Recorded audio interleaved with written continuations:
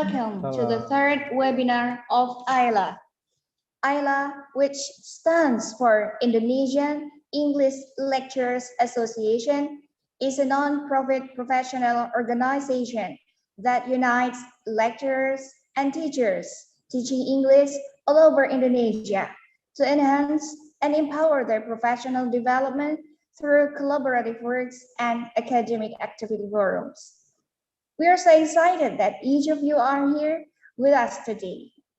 I'm Ainu, an English language lecturer from Nahdlatul Ulama University Sunan Giri Bojonegoro, will be your host today, along with my colleague, English lecturers from various universities in Indonesia, Ibu Yani Sri Mulyani from Bina Sarana Informatika University, Bapak Ahmad Ridho Rojabi from Islamic State University Jember, Ibu Nining Ismayani from Tanjung Pura University, and Bapak Rida Nurfalah from SDMIK Nusa Mandiri, Jakarta. As moderators, we'll help you and respond to your comments during the session. We love to see our teacher participants actively engage in this webinar as a professional development. So please kindly share your thoughts and insights about our topic today by adding your comments to our chat box or to the comment section, or you can write your comment on IELA official YouTube channel, which is streamed along with this Zoom webinar. To begin with, let's start our webinar today with prayer. Bismillahirrahmanirrahim. Next, we will listen to our national anthem, Indonesia Raya.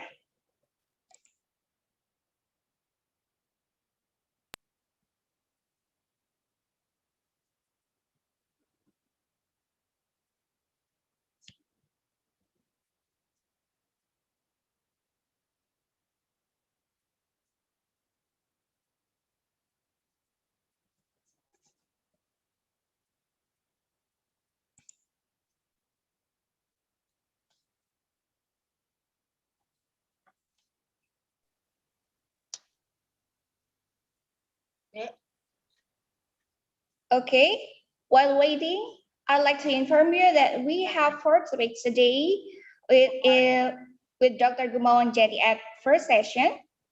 With this topic, artificial intelligence and writing in the case of ITB students. And the second session with Dr. Daniel Ginting will elaborate the interplay of technology and cognitive loads in the emergency remote teaching. And the third session will be the Professor Ivor Timmis. And the fourth session will be the Carla Queiroz, and she will share her experiences about the challenges and key considerations on research proposal as the blueprint of our research project. Well, ladies and gentlemen, and now let's listen to our national anthem, Indonesia Raya.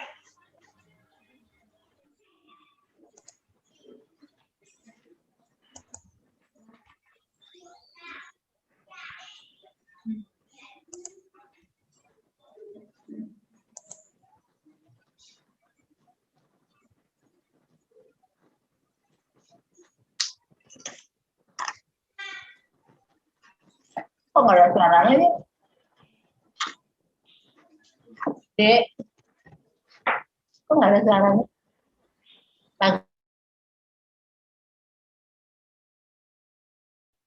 There is no voice.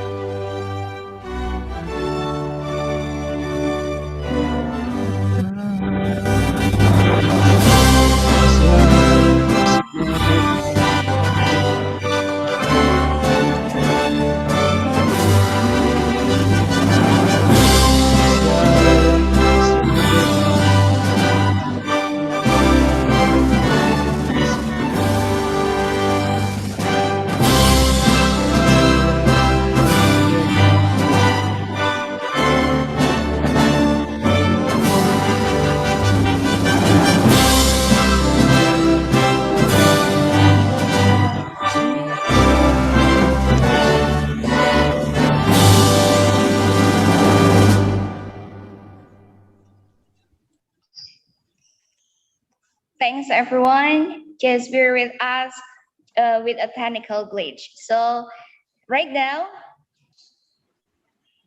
our chief of this webinar committee will send us a warm welcome and announce some important information regarding this webinar.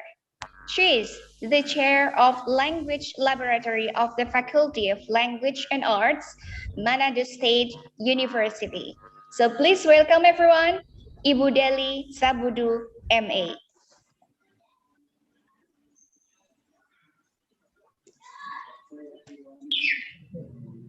Well, thank you. Assalamualaikum warahmatullahi wabarakatuh. Good afternoon, everyone. The Honorable of IELA's President, Associate Professor Dr. Daniel Ginting, the Honorable speakers of today's International Virtual Seminar, the Honorable IELA's board members, the Honorable the new IELA's members, and all of the participants. My name is Deli Sabudu, S.P.D. M.A. Today I am in charge as the chair of the steering committee.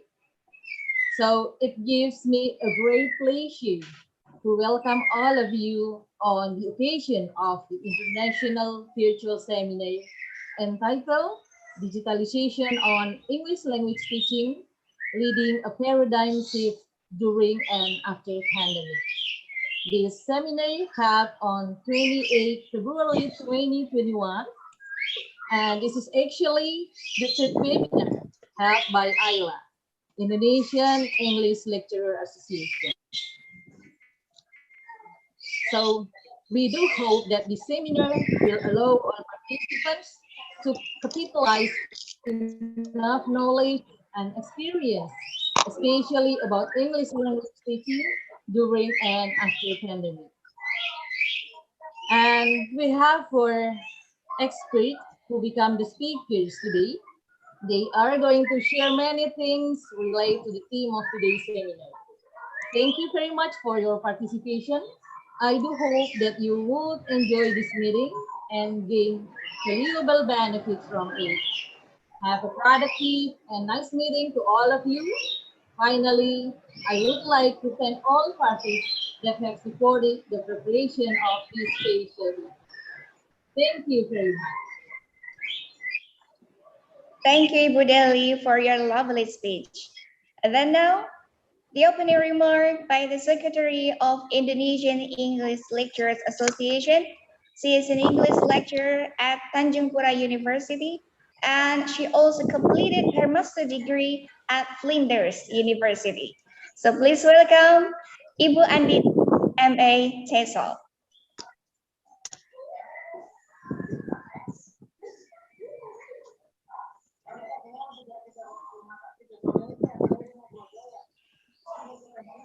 Saya unmute. Okay, thank you. Thank you, Bu Ainur.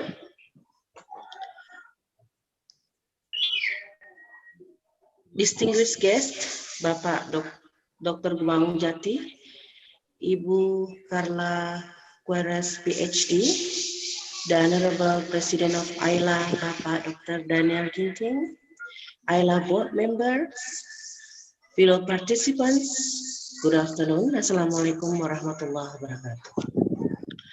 As a secretary of IELA, I would like first express my warm greetings from IELA to all participants here and express my gratitude for putting your trust to us for becoming the participant of this webinar. Allow me to report some words that we have doing so far to serve the best service for all of you. Let me share this screen.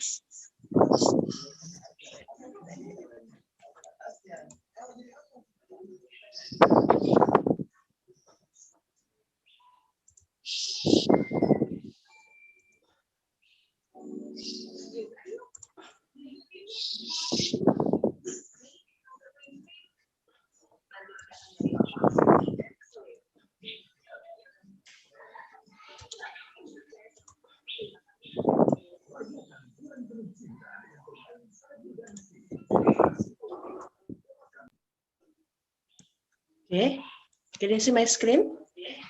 Okay, that's Yes, good, Bu. Ibu. Yes, Ibu. Okay, Bapak dan Ibu, here are the progress that we are making in within 2 months. IELA is working on its legalization. As you can see in the pictures, Pak Benny is our board member, is in the office in the notary public who is working on our legalizations. This is the letter, and we are still waiting for the confirmation from the office of law.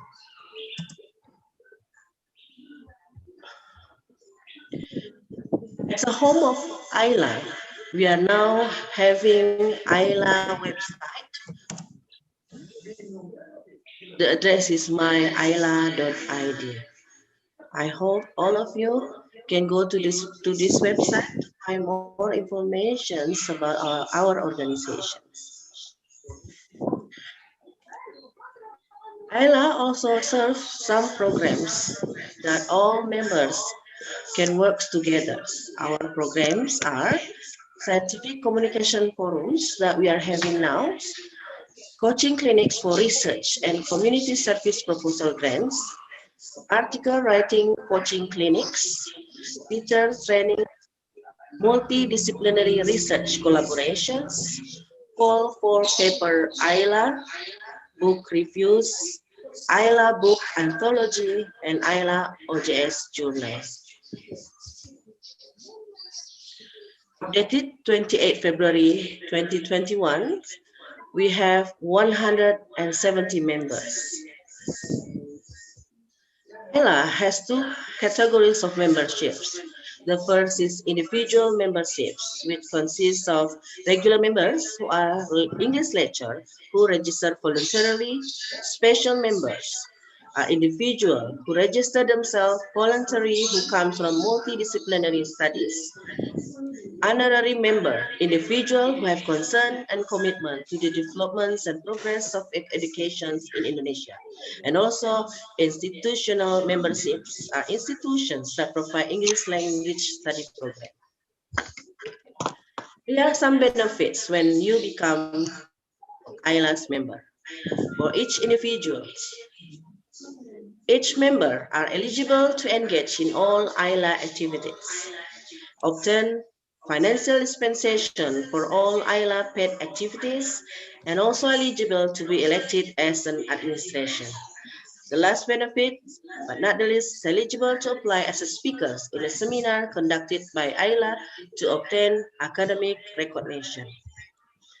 For institutional memberships, IELA provides some benefits. Among others are IELA enable connection to collaborate with other higher educational institutions. IELA enable exposure for each institution academics and programs, and also to help in accreditation forms, eligibility to host seminar activities and manage all affairs including fundings, eligibility to get support from IELA experts in formulation of internal policies of institution as curriculum, for example, to gain legitimacy. Eligibility to include the logo in the journal of the institution, and eligibility to all access in implementing the three dharma of higher education together with IELA and other institutions that are members of IELA. Let me conclude my reports today by a quotation from Albert Camus. Don't walk in front of me, I may not follow. Don't walk behind, I might not lead. Walk beside me and just be my friends.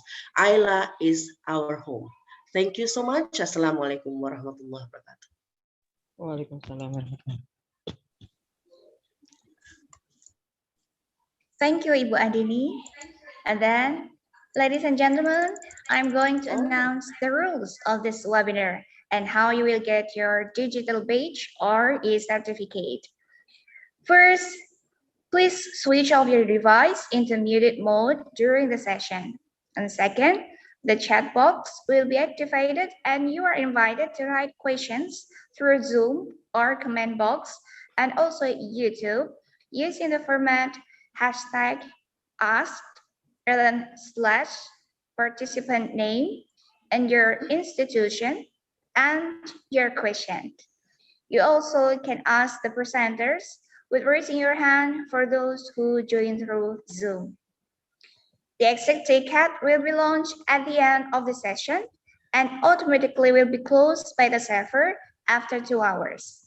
Complaint will be responded during that time, and materials from the presenters will be available and accessible on our website, myiela.id.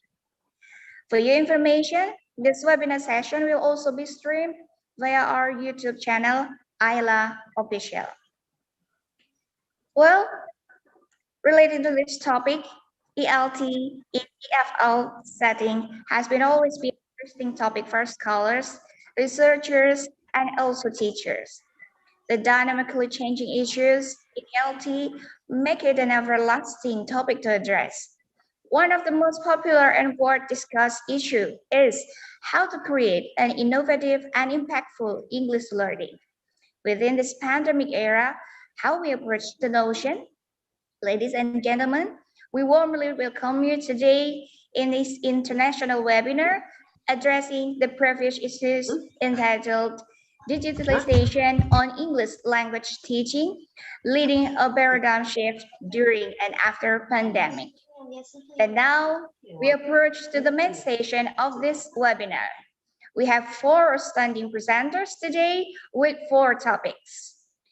In this first session, Dr. Gumawang Jati, MA, the president of ITEL, Indonesia Technology Enhanced Language Learning Association, and he also a senior English lecturer and teacher trainer, will explore artificial intelligence and writing in the case of ITB students. Okay, without further ado, I'd like to hand over the first session to the first moderator, a lecturer at Bina Sarana Informatika Jakarta, Ibu Dr. Yani Sri Mulyani, MM. Okay, thank you, Bu Ainu. Okay, good afternoon, everyone. Good afternoon for all of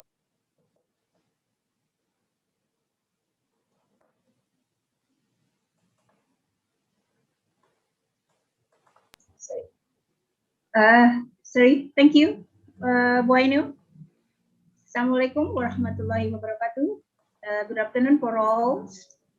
The Honorable of the President IELA, Mr. Ginting, the Honorable of all the speaker, and the Honorable of the participant of the third webinar, and third, the Honorable of the new member of the IELA, and the Honorable of IELA board.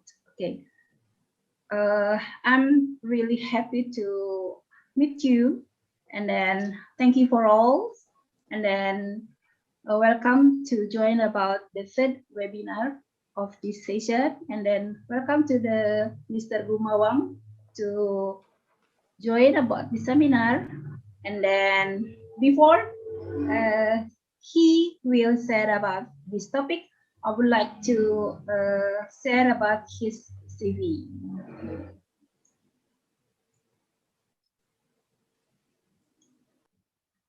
Okay. His name is Gumawang Jati, and then he is a senior English lecturer and teacher trainer, and then he graduated from IKIP Sanata as 1 degree, and then he graduated of University of England 1989, Master of Art, and then he got a doctor degree, University Technology in Bandung 2010. And then he is filed, and then English language teaching, training, digital material, and education. And then he works experience, English teacher, 1990 present in Institute Teknologi Bandung, and then English teacher and host program 1990 until 2000, 10 years, Institute Teknologi Bandung, and then C is head of language center 2000 and 2018, Institute Teknologi Bandung. And today, she's the president of ITO, Indonesian Technology Exchange Language Learning Association. And then above, there are so many current work seminars. And then start from July 2020, she's a plenary speaker, facility student learning during remote teaching, Savannah Islamic School, Jakarta. And then I think there are so many speaker, yeah, I think she follow it. And then the last, she is a plenary speaker September 2020 in Digitalization and Kampus Merdeka, Universitas Islam Sunan Ampel, Surabaya. Okay, this is supposed to be contact. If you want to share about something with him, I think he's very welcome and he's very fine. And then if you want to send about email, this is about this email. And then for today, this is about sharing about the artificial intelligence and the writing. Okay, for Mr. Gumawang, I think time is yours for sharing about your section. Thank you, Mr. Gumawang. Okay. Okay, thank you, Ibu Yani. Thank you, Pak Presiden, Pak Daniel Ginting, also all of the IELA board members. It's a pleasure for me to be able to come to this very important meeting. Assalamualaikum warahmatullahi wabarakatuh. Salam sejahtera untuk kita semua. Let me start with sharing my screen. Can I share my own screen, please? Is it possible? Okay. Thank you. Yeah. Okay. Put me in. So it's easier to make my life easier. Okay. If you have any questions later during my talk, you can always put in the chat box. Yeah. So I'm going to talk a little bit about AI, or artificial intelligence, and writing. So AI is pretty new in English language teaching, actually. I'm going to specify in writing. So I'm going to tell you stories, what and how I explore AI with my student. So the topic of the discussion today, in around 30 minutes, more or less, we're going to look at how AI helps students and also help teachers. Yeah, so it's going to be very practical. Yeah, AI, it's very popular in speech recognition, and then decision making, visual perception that's used by Facebook, for instance. That's an example of some features of human intelligence that AI may possess. Yeah. And also, that's a very popular one right now. It's translation between languages, from one language to another. Yeah. So another one, this is AI in the eye of learners or our students. It's a tools, or it's a software that the student use to learn. So it's more a help. It's more like a friend to do something that the students to finish the exercise, for instance, or to learn new vocabulary and so on. We're going to look at that later in the case of writing. How about for teachers? AI tools usually for teachers is to reduce the workload. For instance, then you will explore later how the AI can be an assistant for students who learn grammar, for instance. Yeah, we're going to look at that in relation again in the case of my student in ITB. So this is the AI that's very popular in, with young people. It's on Google Assistant, or Hello Google, or Siri if you have iOS. So if you want to get up early in the morning, then you want to set your alarm. Kalau masih pencet gambar jam, you press the clock and then you set the time. You use your finger. You live in a Singosari era. Yeah, right now you just say to your mobile, wake me up tomorrow at 6, then this alarm will be set. call Ginting, then my mobile will call Pak Ginting. I'm not busy with scrolling up and down. So if you still do that, you are living in the Majapahit era, possibly. Yeah. So we're going to look at that and not looking at that. That's an example of AI that we can use day to day. Now I'm going to talk a little bit later about essay bot, writing reviser, outright, pro writing aid, and paper rater. So how those AIs, there are many more, but those AIs that I explore with my students. Yeah. So AI and writing. Yeah. AI will help for sure spelling, grammar, word choice, style, and vocabulary, and maybe more. So if you are teaching writing, usually, should I teach grammar? Should I teach style? Those things, if you explore the AI, you can give it to AI to do it, and you do something else. Yeah, AI will not examine the meaning of your word or how ideas are structured. Yeah, or how arguments and so on, how to support ideas and so on. So that's become the area of the teacher. So the teacher will move or concentrate more on ideas, how ideas structured and so on, not spelling, grammar, and style. Yeah, that's what I'm trying to do in the last 2 years with my student. Now, I'm teaching at ITB. They are not an English department. They are scientists. They want to be a scientist. They are engineers in the first year. So it's semester 1 or semester 2. I'm teaching, it's called critical reading, but then they have to write also an essay at the end of the semester. It's only 2 credits. Yeah. So I'm going to tell you a story, the way I utilize the AI for my class. Yeah, so I'm going to show you essay bot to help the students write their draft. Then I'm going to introduce the writing reviser and other tools for the student to work on their grammar, their style, and so on. And then I ask them to publish later on in a Padlet or other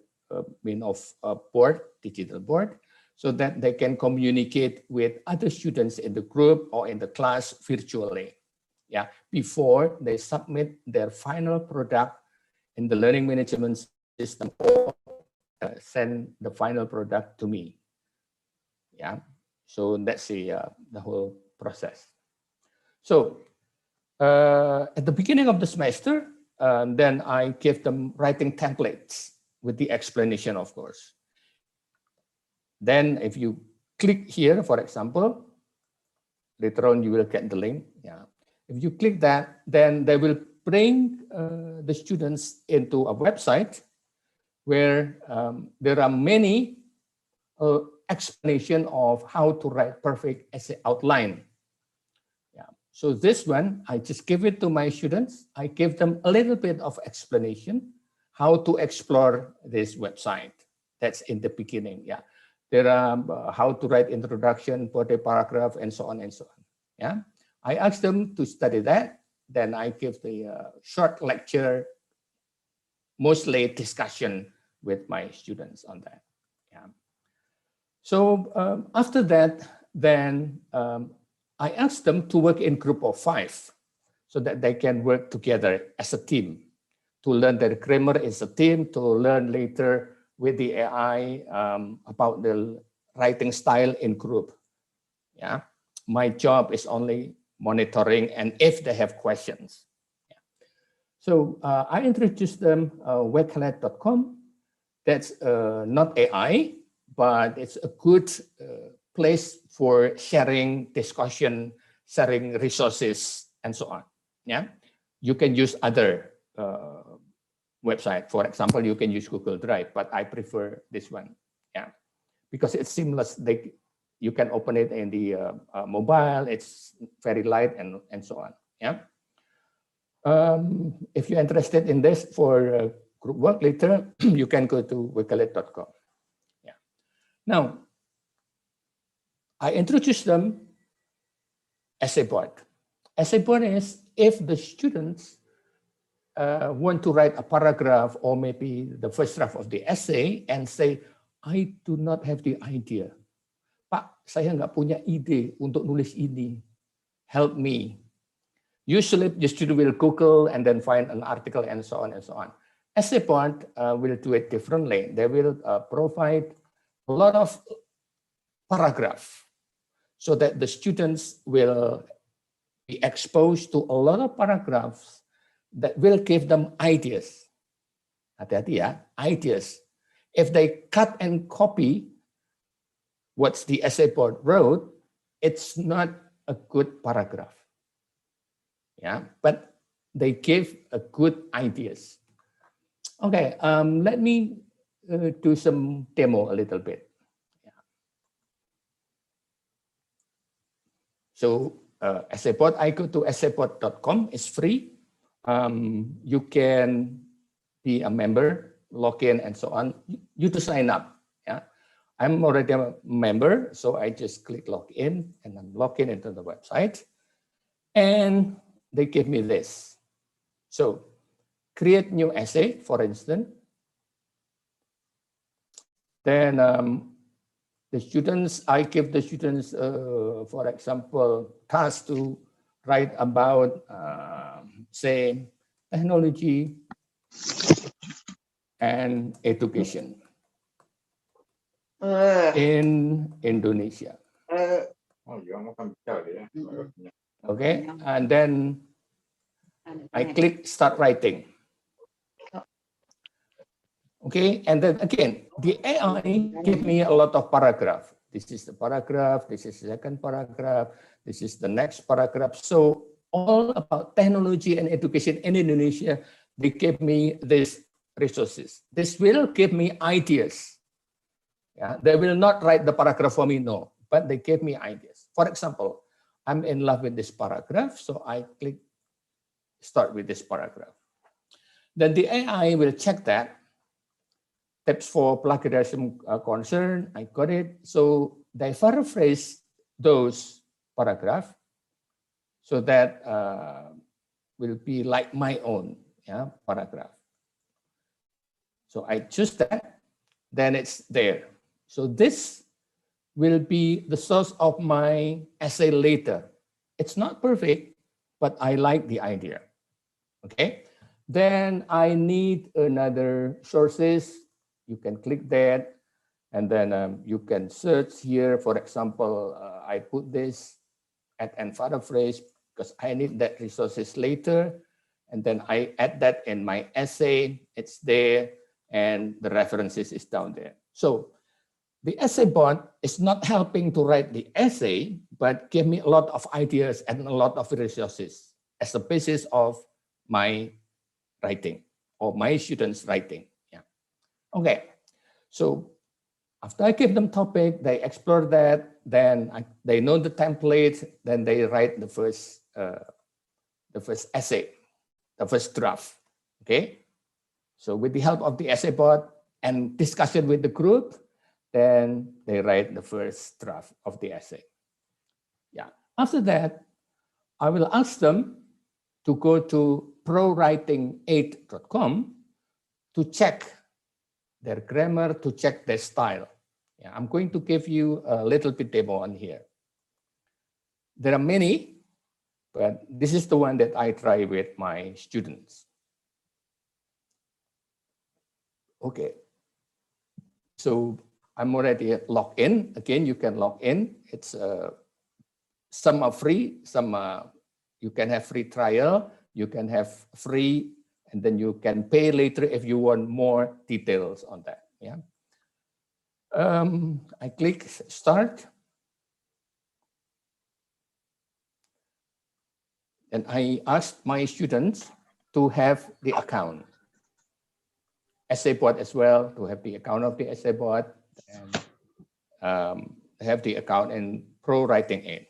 Okay, for example, you can add here or you can upload. Yeah, I'm going to show you how it works. This is my students' work.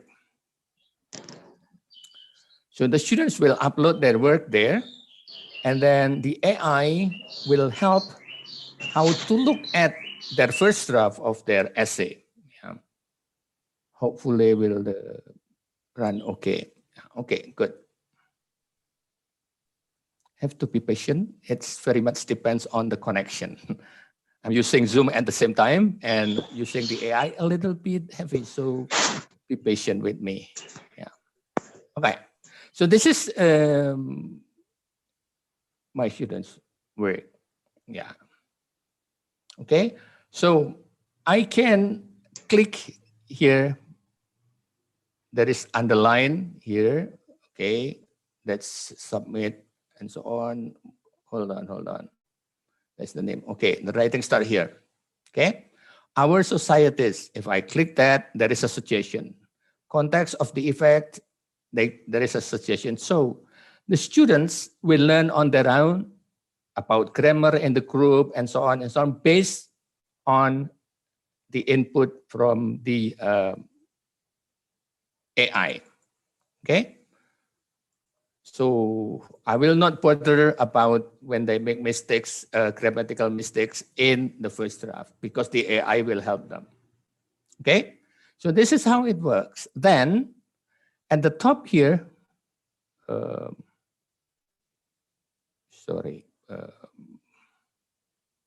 report. Yeah. Summary. They give the summary, and then there is a style that you can choose. So this is the report. The grammar, it's only grammar score 10%. Spelling, so they got input from the AI, grammar check and so on. Very detailed. Meaning that the students can learn on their own together with their friend and AI. Gak usah ditemenin sama dosennya. Yeah, that's just an example of that. Again, if I click report, I don't want to print that. Okay. If I click report, then style, if I click that, they will help me with the style and so on. Yeah, so utilize this will help the students to improve their first draft of their essay. Yeah, not perfect, but a lot of adjustment that they can make here. That's Pro Writing 8. Let me continue. So the students working together in the group after they go to essay board, after they finish their first draft. And then hopefully the grammar getting better. Yeah. Or you can have the similar apps. It's called outright.com. Mirip, ya. Nanti tergantung mana yang disukain anak-anak. Yeah, I usually give them both. Or writing reviser. That's the same thing. They will check style. They will check. There are plus and minus. If you introduce 3 of them, ask them to choose one what they like, and they ask them to explore. Or they can check in the 3 AIs and so on, they will learn more. Yeah. After that, after they check with the AI, then I will ask them to publish for sharing, for peer review. So I ask them to write in a Padlet, for example. The idea is, after they got input from machine, then they will get input from human, but not from me, from the student first, from peer review first. And then at the end, we'll get feedback from me. Yeah. So this is the example of my students' work, just a paragraph. Then another student respond here anonymously. There's another paragraph, very short one, maybe there's only 1 sentence. Then somebody criticized that and so on. Yeah. So I'm using a digital board for them to collaborate as a class, to look at their friends and then write a comment and so on and so on. Yeah. So they learn from each other. Okay. So after that, then after they're happy with that, then I ask them to send the article to me or upload it in the website or in the e-learning management system. Yeah. Now, next semester, I haven't tried this one. Next semester, I will introduce Paper Rater. That's an AI that can give a student score quite detailed. Saya belum mencoba ini semester yang lalu. This semester, I will try this one, introduce to my students. So they can score their own writing. Yeah. Click Paper Rater. I will ask them to have the account so that they can check their own. It's free. Yeah. Use for free here. Okay. Then just paste, cut and paste here. I will not demo for this. Do you want me to do a demo? It's the problem is time. Yeah, but if I paste the students' work here, then they will give a very detailed input. Maybe I'll do it. Kayaknya banyak yang penasaran gitu. Daripada nanti nggak bisa tidur, maybe I'll show you very quick. Let me cut and paste from my students' writing. Kita lihat. Ya, Ibu Yani, if I'm a little bit over later, tell me so that I stop. Yeah, okay. Saya coba. It's okay. Continue. Okay, so I cut and paste this one, for instance. Yeah, it's okay. Continue. Yeah, okay. Yeah, thank you, Bu. Okay. Copy. Then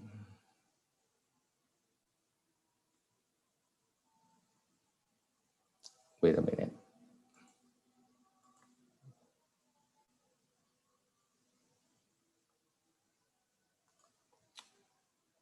Now I getting a little bit lost. Just a second. My computer a little bit hang. Just a second. Give me a second. I stop sharing first. Yeah. Sorry about that. A little bit overload. That's the problem. Then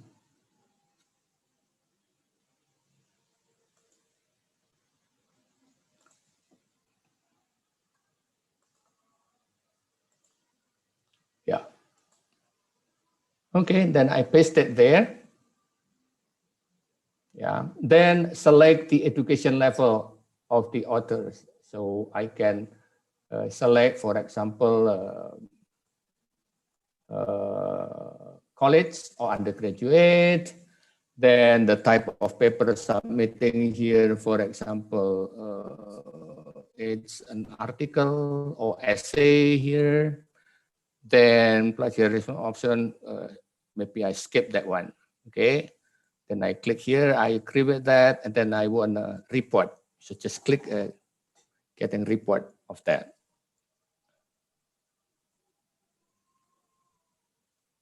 Yeah.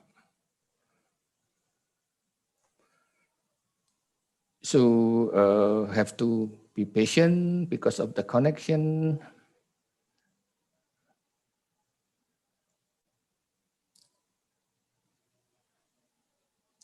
Checking grammar at the moment, so that's again very much depends on the connection. So reviewing the style, analyzing word choice, so it's pretty detailed.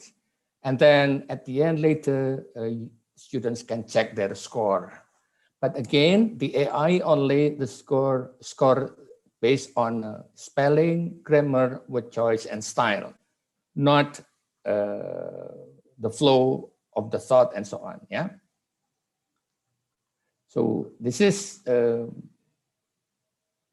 way they analyze that. Yeah, analyzing complete. So spelling problem 1, grammar 1. So they get it there. And then you can go grade here. Yeah. Okay, I haven't tried this. I haven't introduced this to my student. but I'm going to introduce this later this semester and try how they like about that. Okay, so this is the grade. The grade is B, auto grader. So it's 85. Yeah, this writing been through a lot of AIs beforehand. So it's not bad. It's got B, 85. Yeah. Again, they can still work on here, the spelling and also the style. Okay, if you're interested in this. Nggak tahunya doang awalnya. Ya. Halo? Halo? Oh ya, oke. It's okay. Ada yang ikutan. It's okay. 5 minutes. Pak Gumawang, yeah. answering 5 minutes again. Okay, 5 no worries. minutes. I'm finishing that. So I'm minutes again. Yeah, I'm going to. Yes, thank you. I'm going to. Okay. I'm going to introduce this later this semester with my student. Also, I'm going to introduce to my students another one. It's called virtualwritingtutor.com. That's quite complete. What I like about virtualwritingtutor.com, they have a free outliner, which might be good for the students. But I haven't tried this with my students. I just found that 2 weeks or 3 weeks ago. But I think that it will be beneficial for my students. So if you are interested in here or you are teaching writing with your student, you can try virtualwritingtutor.com and go to essay outliner. Yeah, the other facilities, they are the same, what I told you earlier. So this is the way I teach or explore AI with my students, how to get the ideas, and then they writing the first draft, and then they publish and peer correction with their friend before they submit the final product to me. So along the way, there's going to be a lot of discussion among students and also with the help of AI. My role is giving them topic and accompany them during their journey in writing. If they have any problem, things that's not clear and so on, and then they talk to me. Yeah. So this is the video tutorial. If you're interested, I put it in my slide. You can have Wakelet, Preparator, writing it, and so on with the tutorials there. Yeah. So AI has numerous potential benefit for education, which can improve the working life of the teachers. I don't have to check the grammar and so on and so on. And they become the friend and, of the students, accompanying them in the learning journey. Kayak gitu, kayak. Yeah. Thank you very much. If you want to have the access to my presentation, yang ada link-linknya segala macam, ada. So you can take a picture here. Go to bit.ly/jati-IELA. Yeah. Thank you very much. I give it back to you, Ibu Yani.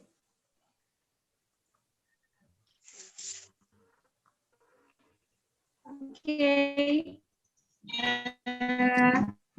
Thank you for Mr. Gumawang. Nice presentation.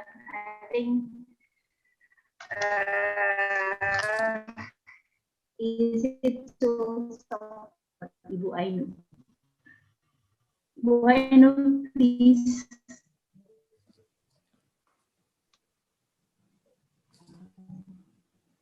Very well. Thank you, Bapak Gumawang, for sharing your expertise here. And then let's step into the second session.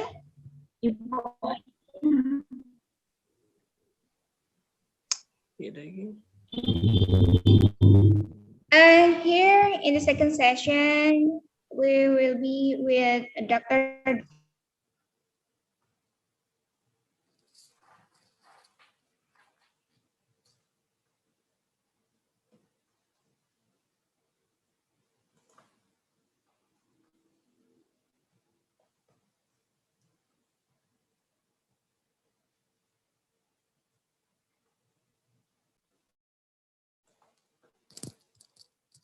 Yeah, there is no sound somehow. Somehow. Not soon. Mbak Esri, not soon. No sound. Well, I think while we are waiting for Ibu Sri Rahayu, I think we can watch our film about IELA. Ibu Sri Rahayu.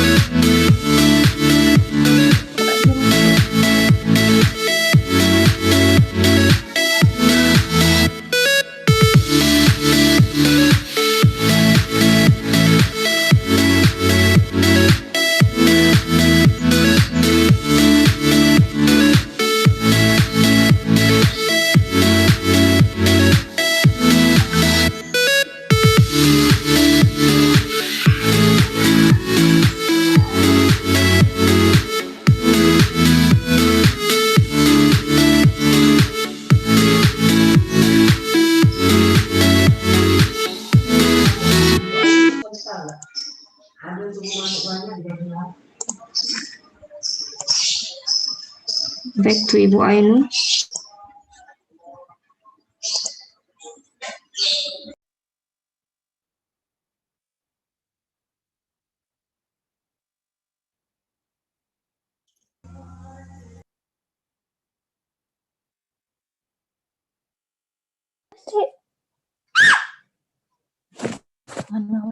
Temuan banyak orang.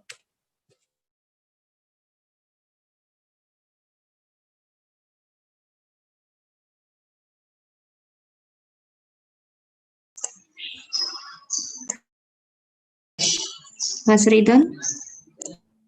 Okay, I'm sorry to all of the ladies and gentlemen. Maybe there's something bad with the connection of Miss Ainu. Miss Ainu is still trying to join us back. But for a while, I'd like to take the part of Miss Ainu. Now we are going to, after the first speaker deliver his presentation, now we're going to second presenter or the speaker. And before that, I'd like to call our second moderator, Pak Robi.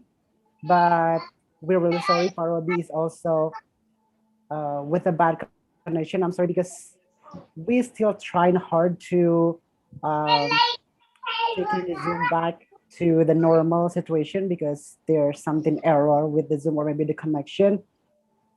So without any further ado, please to our second speaker, the Associate Professor Dr. Daniel Ginting.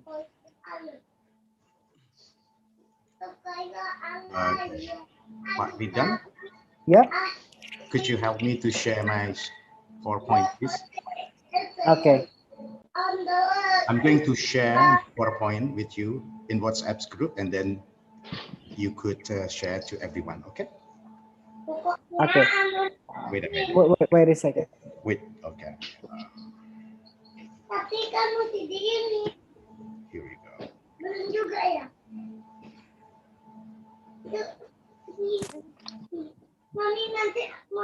Right? It goes to your WhatsApps. Please open your WhatsApp, Pak Ridwan. Okay, thank you. I got it.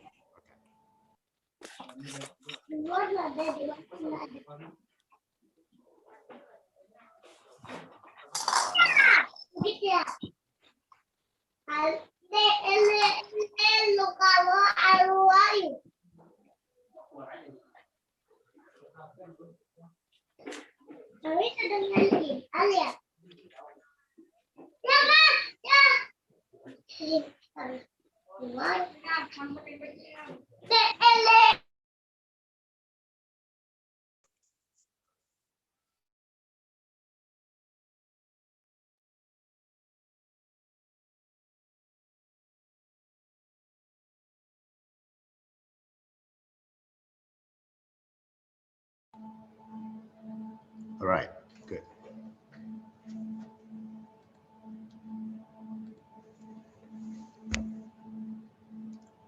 Parido, can I start now? Pak Ridan, can I start now? Okay. Okay. Yes, sir. Okay, please unmute some external sounds, please, so that everybody can concentrate. All right, so thank you very much, Pak Ridan, for the small introductions. Good afternoon, everyone. It's an honor for me to present my presentations at the third IELA International webinar.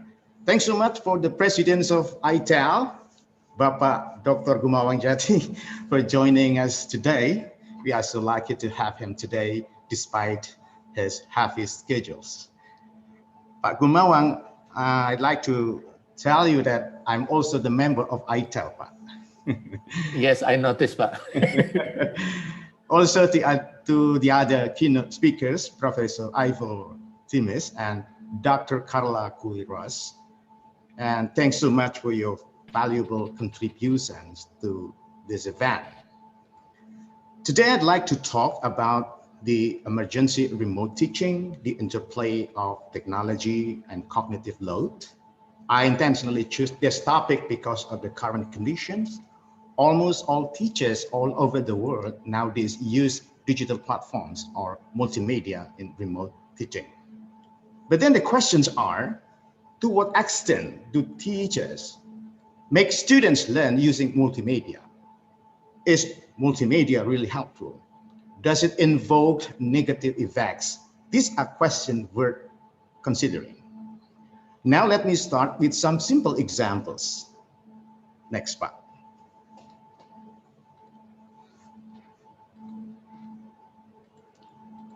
Now everyone, look at picture A and picture B on the slide.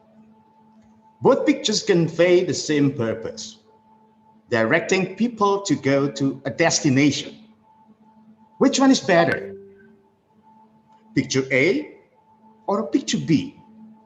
Or you might think that picture A is better than picture B because of some extra information there. Guiding notes for driving directions in addition to arrows would make picture A easier to read. Or maybe you think that, wow, they might make picture A more beautiful to look at. Now, the fact is that guiding notes and arrows are not helpful. They only make our attention distracted. They are non-essential redundant elements. Now let's exclude those non-essential elements from the map. Look at picture B. The map becomes fully intelligible on its own now. Simple lines indicating the driving route are self-explanatory and most easy to understand and use. Next slide. Again, there is another case.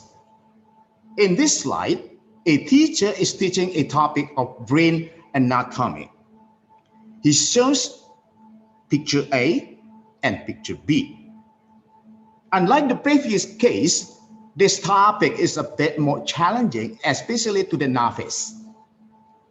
The novice are the students who are not familiar with technical terms, and they may come up with some question. What is meant by frontal lobe, temporal lobe, pons, etc.? Look, In picture A, the legend is put at the bottom. Meanwhile, the image of the brain is put at the top. The separation of the brain image from the legend creates split attention. The students search and match words and pictures successively, and this corresponding activity consumes cognitive load. However, this process could be reduced if a textual statement is just located near its matching parts on the picture, just like what you see in picture B. Next slide. So, Bapak Ibu, emergency remote teaching, teaching students beyond face-to-face meeting is everybody's concern. We as educators are doing emergency remote teaching because of the potential of dangers, the pandemic that has started since the beginning of 2020. We are concerned both with health and education issues. Next. Two researchers, Truss and Wallen, have recently studied American teachers teaching at school in Massachusetts regarding remote teaching during the pandemic. According to their study, the majority of teachers felt overwhelmed. How to handle the online class properly, how to make use of appropriate communication tools with the students and parents, etc. Just like you see in the slide. Next slide. Another good news is that teachers also become increasingly more and more cooperative and inclusive in that. To build communities, share experience with colleges, and do collaborative work. Next. Bapak Ibu, in remote teaching, teachers use multimedia like PowerPoint, podcasts, ebooks, images, movies, not to mention any other numerous apps available on the Androids or on the web. Multimedia learning in general can be defined as learning from words and learning from pictures. In this context, cognitive theory of multimedia learning is often cited when it comes to discussing the functionality of multimedia in relation to the way the brain works. This theory has a fundamental hypothesis. Multimedia instructional messages that are designed in light of how human mind works are more likely to lead to meaningful learning than those that are not so designed. According to this theory, the way human brain works is based on three major assumptions: dual channel, limited capacity, and active processing. And these three assumptions are called a triarchy of cognitive processing. Let me explain this one by one. A dual channel refers to a set of two different properties through which learners process two different kinds of information. They are verbal material and visual materials. Verbal materials like words and sounds as received by sensory memory, that is ears, is subsequently selected by verbal channel. Meanwhile, visual material like images and movies as received by sensory memory, eyes, is subsequently selected by pictorial channel. So different material is processed by different channel. And people do select information because of their limited working memory capacity. We cannot repeat a lot of numbers all at once when somebody is telling us to vest. For example, 350, 7220406 70,000 still. That sounds crazy, right? Yet I can remember that. It's because I've done a lot of practices and it's stored in my long-term memory. But for most people who have never heard that, repeating that long number sounds impossible. And this is the second assumption of cognitive load theory or multimedia learning called limited capacity. And the third one is called active processing. Active processing refers to conditions of how our memory organizes the material into verbal and pictorial modes and integrate them with our activated prior knowledge or schema in the long-term memory. And this is actually how learning takes place, constructing new schema knowledge through a series of information processes in the human brain. In short, the use of multimedia is then related to how teachers are able to effectively manage cognitive loads in the multimedia platforms that promotes learning.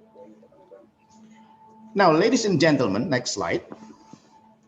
Not all types of the cognitive load resulted from an instruction are worth doing, not all. First, let me start with the so-called extraneous load or extrinsic load.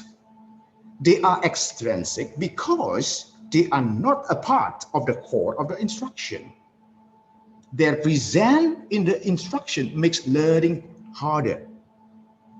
They could be in the form of background music, irrelevant decorated animation, and even flowery speeches. Second is called intrinsic load. So being intrinsic means that the origin of the cognitive load is from inside part of the instruction, not from somewhere else. For example, material that contain unfamiliar elements to learn makes students difficult to comprehend. Comprehension requires the interaction between what is being exposed to the student and what the students have already known. The nature of new element is likely to create high interactivity in the brain. The more interactivity, the more difficult. For example, novice English learners planning to take TOEFL exams in the following day might not be able to sleep, spending hours to study structures, written questions, items in the TOEFL book. They might get frustrated or overwhelmed with new rules, structures they have to study all at once. All right, so that's the example. Now let's move on to the third type of the load. That is called germane load or called generative load. Why is it called generative? Because it generates load which engages students to learn. So this is the load which is good because it encourages students to solve the problem. How? Learners connect relevant learning elements given from the teachers through the interaction with their prior knowledge. They select relevant schema, relevant knowledge, and solve the problem. So generative load guarantees that students process the information without worrying about memory capacity overload. Next slide. So Bapak Ibu, let me share some principles based on this theory. Hopefully, by paying attention to this principle, we could take this into our consideration. The first is called coherence principle. Coherent means, hi, why don't we just focus on the essentials and forget others which are not related to the content? Now look at the pictures on the slide. Many teachers still think that by filling the presentation with hilarious stuffs like animation, background music, makes PowerPoint interesting. In fact, the scene is full of conflicting information. These presentations make the brain work harder. The brain moves into overload, since all the unnecessary content block the brain to think, to work, to learn the essential. When extraneous materials is excluded, the learners engage in less extraneous processing. This leaves more capacity for essential and generative processing. Next slide, please. In the previous slide, we talked about how unrelated elements distract learning. Now, let us see how those related yet ineffective content may also hinder learning. Generally speaking, students can learn something well when teachers provide materials with graphics or animations and narration, teachers' voice explanation. When the teachers put the same additional information to the presentation, the same information but with a different mode, that's going to be redundant, not effective. As the students, for example, listen to the teacher's narration, figure out the image, and make sense of the long text all together at once, they have to reconcile different sources of information. That splits their attention, consuming more cognitive energy to process the information. That is called redundant. However, some studies mention that there might be situations in which redundant on-screen text makes pedagogic sense. It happens to the students who are non-native speakers, who have problem with vocabulary, or students who have hearing impaired. So redundant information might be helpful for them. And that's going to be an exception. Next slide. The next is called signaling principle. Signaling means like, hi, this is important information and you need to know this. Signaling means that teachers direct students' attention to the essential while neglecting others in question mark, which might not be that important. This can be in the form of text-based cues, italics, bold, underline, heading, words like the first, the second, the third. They are text-based cues. Other is pictures-based cues and focal cues. For example, when you put the arrows, so it is pictures-based cues. So you direct students' attention. And when you raise your volume, your voice volume, that is called focal cues. It means that you want to stress on a particular ideas when teaching. Next slide. Next is called contiguity principle. This principle teaches us about how to help students to connect certain type of material with a different type of material by way of making them closer, spatial to each other, and avoid time delay between them. For example, look, in picture A, the text captions are at the bottom, the legends there, right? Meanwhile, the image of the brain is a bit further from the legend. And this may cause students to miss certain aspects of the graphics as they read the text or vice versa. All right, students scans back and forth from the text to the graphics to the text again and again. By contrast, we will have students align with to corresponding graphics by putting them close to another. That's spatial contiguity. Look at picture B then. That's going to be more helpful, right? That's called spatial contiguity. Now let's talk about time contiguity. So time contiguity demands time accuracy between what to present and what to explain. If teachers delay giving the explanation to the students, and then, they let them see the presentation without giving explanation, this may lead to confusion. In the same way, when the teachers teach too fast and give different presentations to the students, this also leads them to confusion. So, simply stated, the continuity principle is to align verbal to corresponding pictorial materials, make sure they are not physically and temporally separated. Next slide. Teachers are often very passionate about teaching. As a result, they provide so many materials to the students. And in addition, teachers might say, well, we do it because of the demand of the curriculum. We have to make it sure that everything should be taught to the student. Maybe there's nothing wrong with the curriculum, but we need to pay attention to how to present the content of the teaching material proportionally. Suppose I ask you to remember 15 numbers at once, just like what I did before.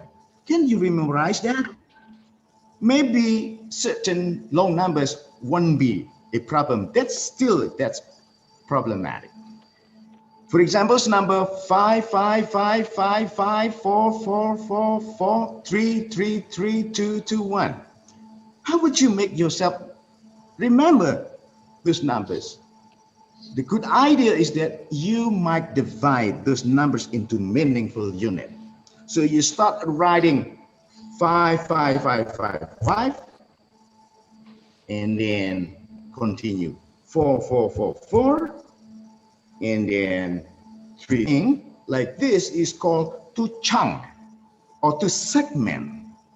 Segmenting principle allows the learners to move at their own speed and digest the information at the speed that works best. So it allows the learners to engage essential processing without overloading their cognitive system. Next.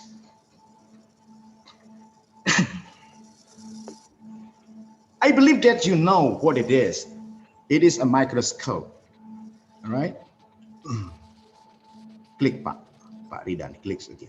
But it's going to be problematic if I ask you to do the following.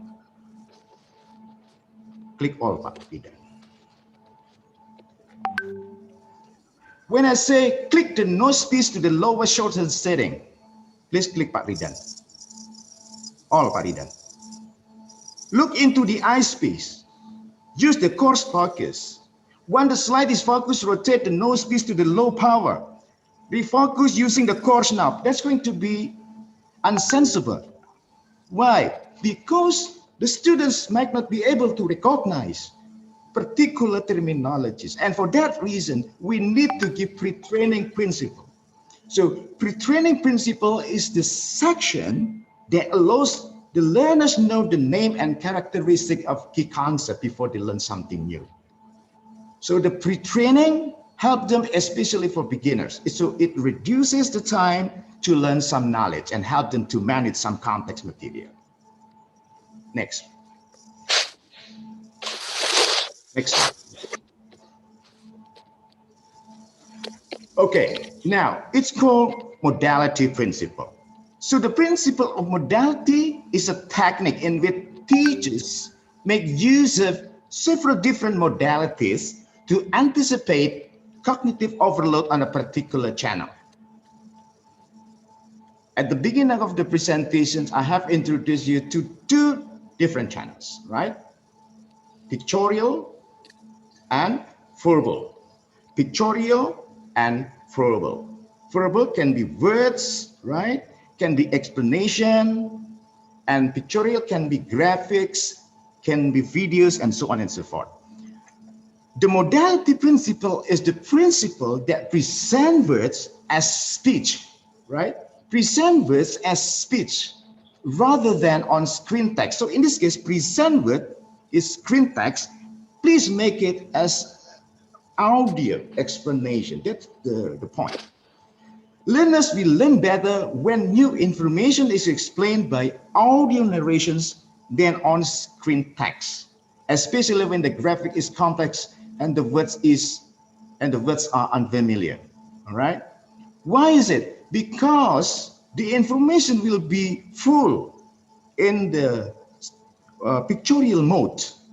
Students are tired at looking at the words, and there's going to be cognitive overload in their pictorial mode. Then help them to transfer this overload into their another types of the channel. That is verbal load, okay, at a verbal mode. This technique is based on the engaging another processing channel in working memory, right? And effectively expanding available capacity. Suppose the teacher provides a picture like this with on-screen text and adds narration. The learner is able to offload some of the cognitive processing from the visuals. They are tired at looking at the text, then that's the overload, and it moves to the verbal channel, ears, which is not overloaded. Next slide. Now, next slide. Let's move on to personalization principle. So if I simplify it, this concept means a technique that teachers create and build a familiar social atmosphere for the student. This atmosphere can be built in various ways, for example, using informal conversational style, and sometimes make teachers visible when creating videos on YouTube, all right? Why? Because these techniques makes each student feel as if the teachers is communicating directly with them. So there's going to be a social engagement, a social present. Social present is going to be stronger when we are doing using informal communication style, and also make us visible when teaching online. Next, because I'm going to run out of time and make it faster. Feedback. Meaningful learning may not occur if students are not given appropriate feedback about their understanding. It is a sort of method of guiding learners to achieve a deep understanding of the material. There are two types of feedback, all right? Corrective feedback and elaborative feedback. Corrective feedback can take a variety of forms, ranging from simple to complex. Basic feedback involves like providing the students with the correct answers, right? If an error occurs, students are simply told the correct answer. Elaborative feedback is the feedback with explicit information, explanations of the correct answers. It fosters transfers. Students don't just learn whether they are able to answer correctly, but they are also learning about the correct answers, why it is correct. Next slide.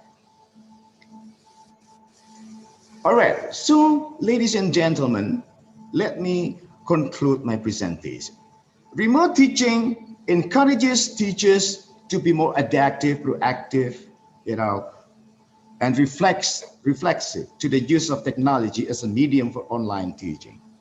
Multimedia instructional messages that are designed in light of how human mind works are more likely to lead to meaningful learning than those are not so designed. Multimedia design principle can be used as a reference for designing, implementing, and evaluating instructional practices and learning modules in distance classes. I think that's it. Thank you very much.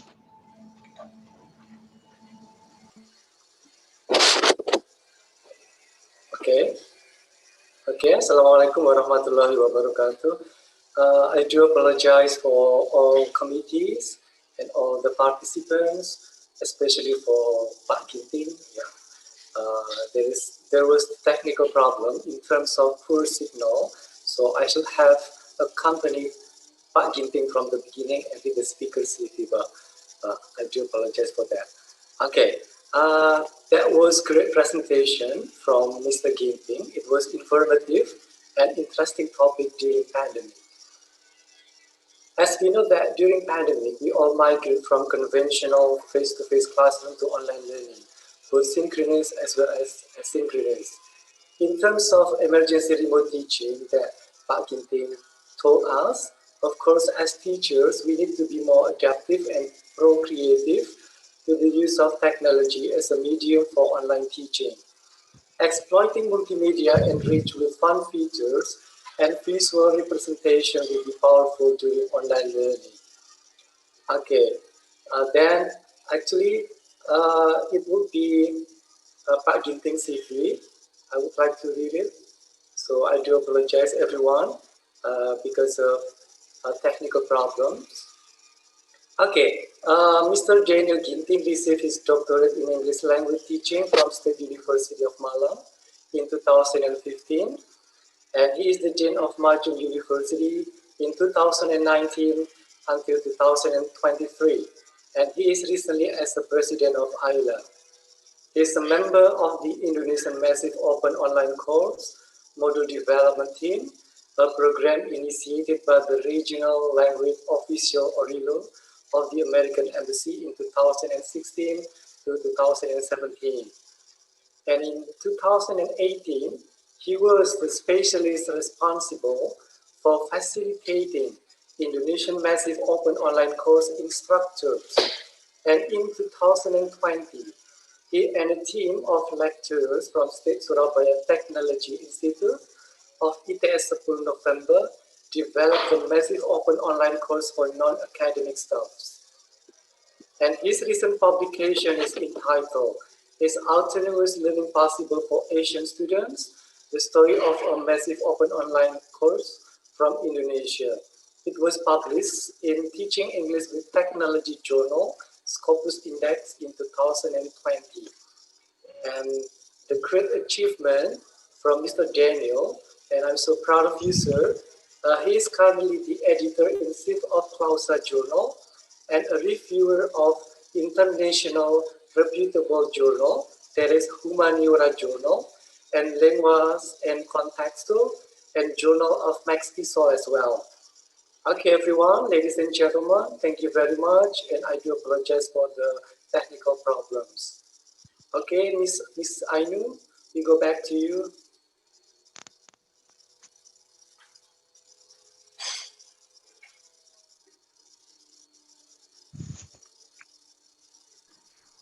Voice Bu Ainu. Miss Ainu, we go back to the moderator.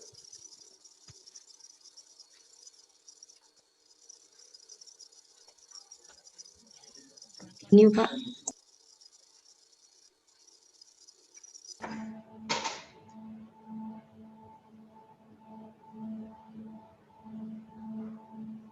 Maybe. Test. Can you hear my voice? Okay. Okay. It's clear. Okay, go on. Thank you, Bapak Rida and Okay, thank you. Bapak Ginting. And the next, on our third session, we learn from Professor Ivor Timmis, Ph.D. He is an emeritus professor of English language teaching at Leeds Bucket University. We'll give an insightful presentation entitled Encouraging Learners to Talk in the Classroom. Then I'll hand over to the third moderator, an English language lecturer at Tanjung Pura University, Ibu Nining Ismayani. Okay, thank you, Ibu Ainu. The Honorable Mr. and Madam Speakers, distinguished participants, ladies and gentlemen, good afternoon in Western Indonesia time and good morning in UK and Angola times. We have time differences here. Assalamualaikum warahmatullahi wabarakatuh. My name is Nining Ismayani from Tanjung Pura University. I'll be the moderator of this session. First of all, I'd like to welcome you all to this prestigious seminar about digitalization on English language teaching, leading a paradigm shift during and after the pandemic, held by Indonesian English Lecturers Association. In this occasion, we shall have a fruitful and outstanding presentation from Professor Ivor Timmis from UK, whom I believe shall enrich our insights and knowledge regarding the theme of the seminar. Okay, I met him twice in Indonesia. He's indeed a man with virtue and simplicity. I feel honored and elated to introduce him to everyone here. Before the presentation begins, allow me to introduce the presenter. I'll share the screen first for his curriculum vitae. Wait a sec.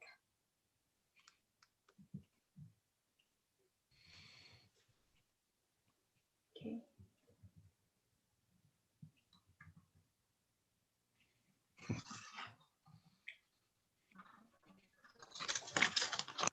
Yes, Ivor Timmis is Emeritus Professor of English Language Teaching at Leeds Beckett University.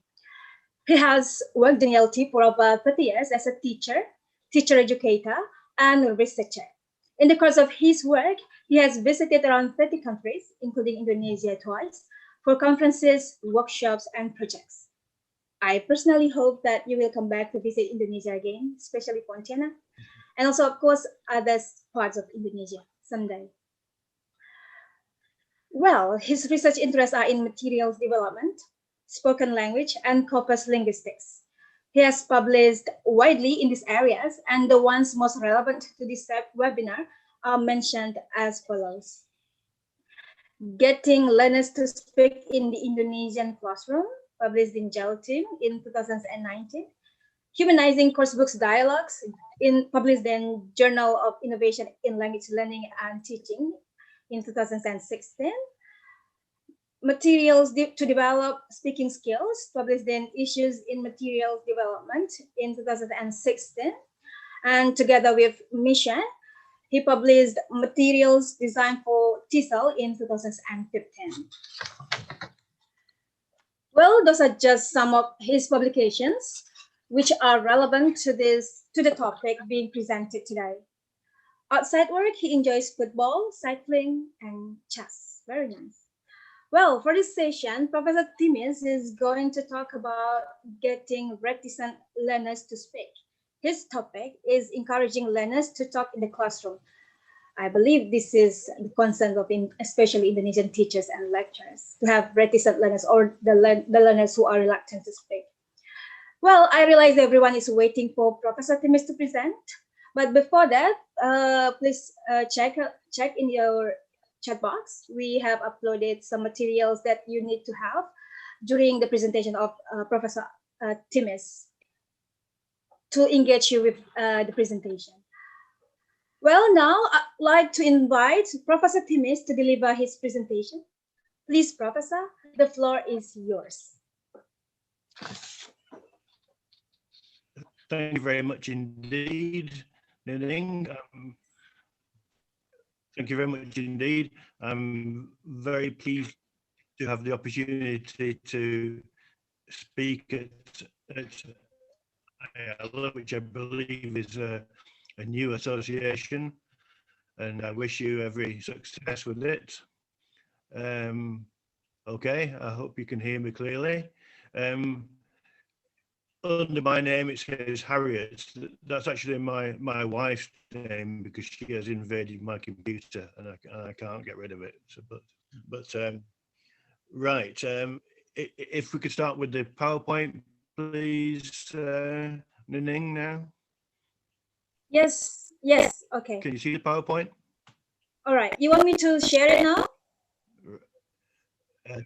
Okay. Yes, please. All right.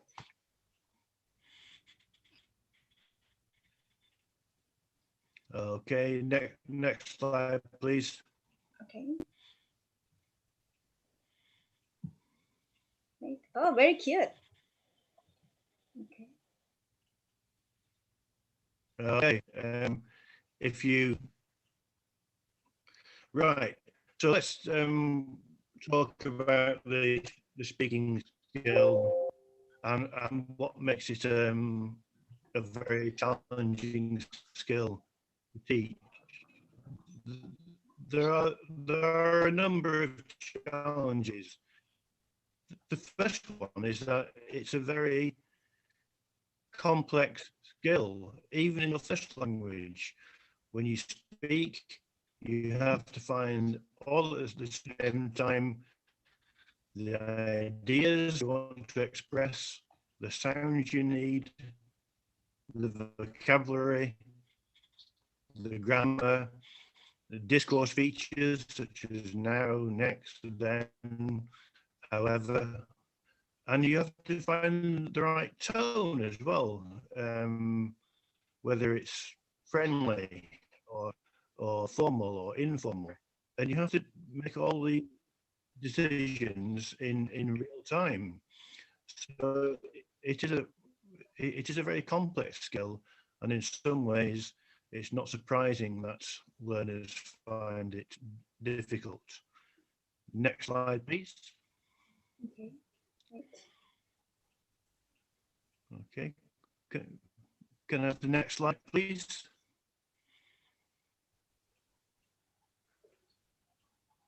Hello. Could I have next slide, please? Is it this one? This one?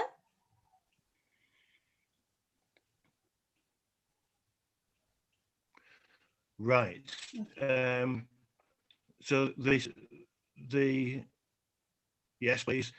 So the second aspect of the chat. No, before, please. No, before, please. Back. Back? This one? Back to challenge number 2, please. This one?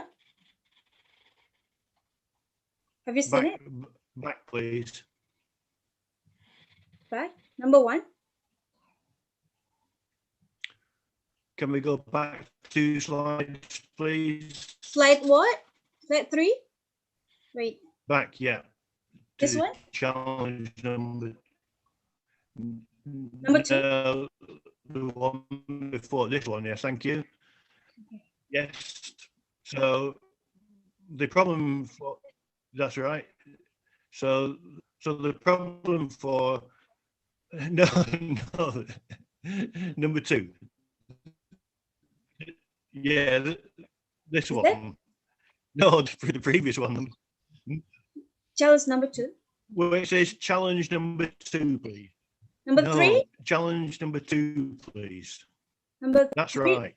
Thank you. Okay. Right. So for school children, speaking is especially challenging because there is an emotional aspect to it. When we speak, we make our identity and our emotional visible to others.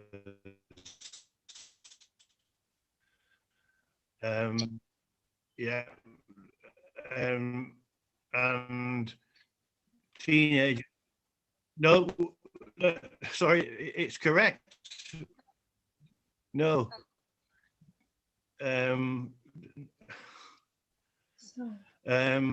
And there's also a challenge for teachers, because if learners do not respond well to speaking activities, teachers lose confidence and are less able to motivate the learners to speak. So it's a kind of vicious circle.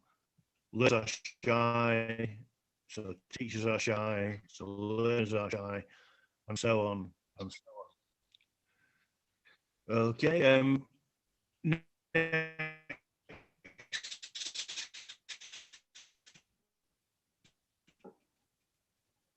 Next slide, please.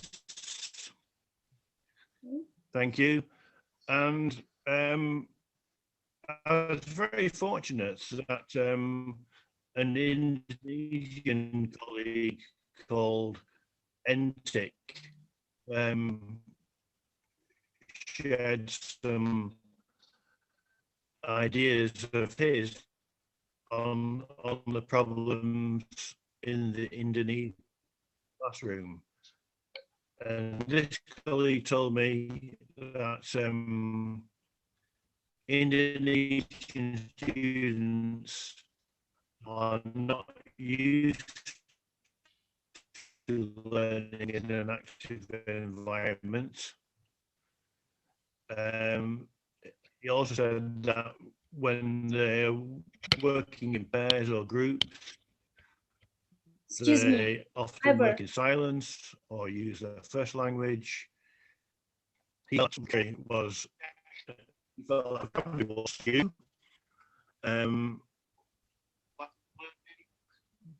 you go back to the previous slide, please? Yes, Ivor. Can you go Ivor, back to the previous slide, sorry. please? He felt that vocabulary was an issue, especially in terms of using appropriate vocabulary and precise vocabulary. And he also said that students have difficulty in giving anything except very short answers, or if they're doing the IELTS exam, they have difficulty supporting their argument. So it's clear that there are challenges speaking both in general and in relation to the Indonesian perspective. So next slide, please. Okay, Ivor, your voice sounds a bit, sounds a bit choppy. It's not really clear enough. Maybe. Okay. Okay. Next slide, please. Is this Days of the Week activity? So the question, Okay.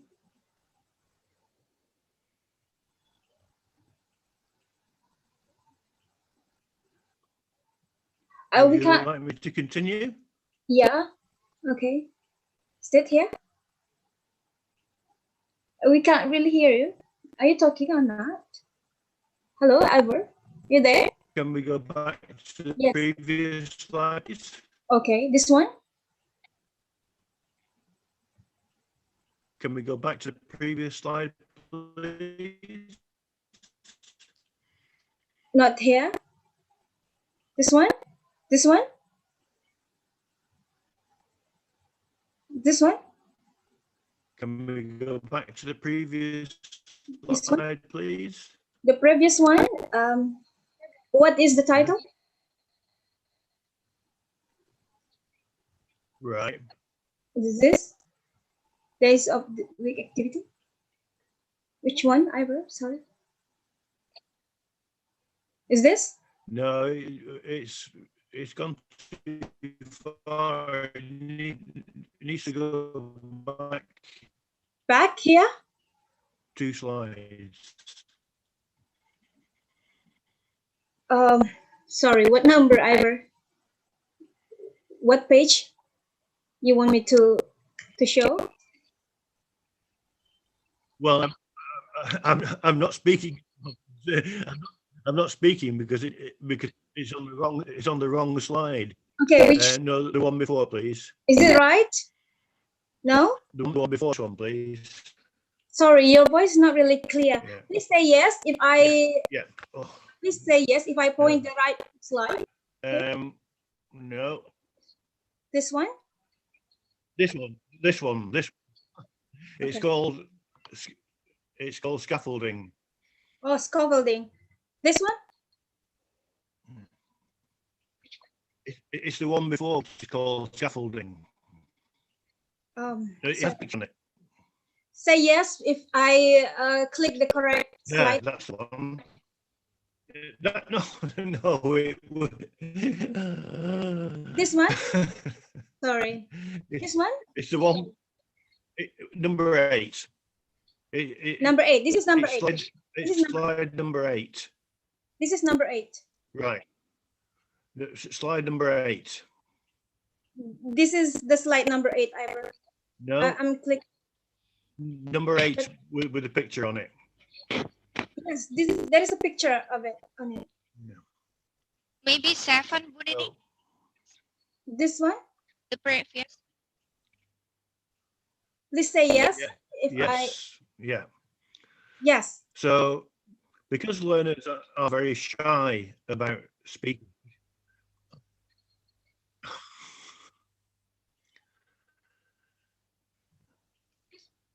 this one, yes.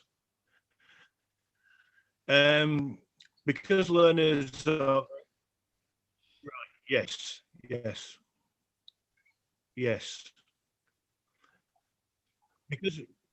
because learners are yeah.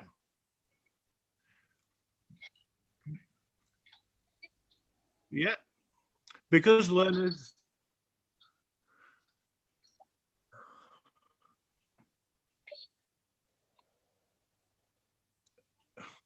no. Yes. It's already slide 8. It was the one with the picture, number 8. This is number 8. Had it. Maybe. This is the correct one. Yeah. This is the correct one. Yeah. So learners need structure to support because they are shy. They really need as much help as they can because they're reticent, and the best help you can give them, I believe, is structure the activity as closely as you can. Next slide, please.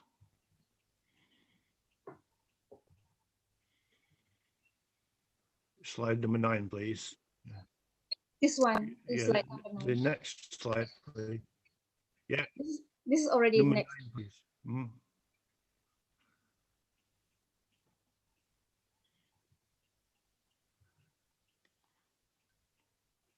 Ivor, this is the slide number 9.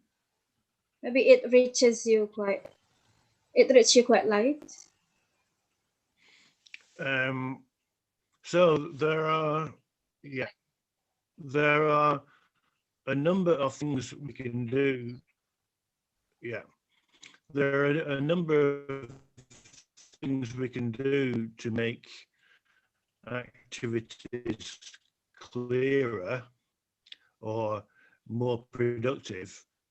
Yeah, that's right. Yeah, thank you. Yeah. So if you look at the materials which were sent to you, you'll find that there are some activities from the course book, and you can see actually to adapt these activities to make them more productive. So the first activity in the textbook materials is an activity which talks about days of the week. If you look at the changes I made to this activity to make it more productive, in my opinion, I made 4 changes. First, I included a question to make sure that learners understood the dialogue before they practiced it. I then gave them the opportunity to practice the pronunciation of the dialogue. And then I allowed them to make very small changes in that dialogue to personalize it. So they're talking about themselves, quite small changes. So they're not being asked to be too creative, just a little bit creative. I also included an activity to practice word stress because often students are shy about speaking because they worry that they don't know how to pronounce words correctly. And also I included an opportunity for the teacher to be involved in modeling the activity first. I think that's quite important, is that the teacher can sometimes model the activity or indeed can round up the activity by taking part in it himself or herself. Next slide, please. Okay, I'm doing it. Maybe it reaches you a bit. Next slide, please. I'm already on your next slide, Ivor. Maybe it reached you quite late. Can I have the next slide, please? How's your food activity, isn't it?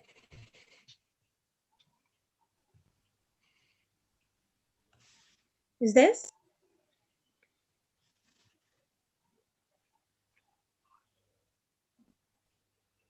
Can you say it? Can I have the next slide, please? What's the title? Sorry, Hello? Ivor. Is that how's your? Okay.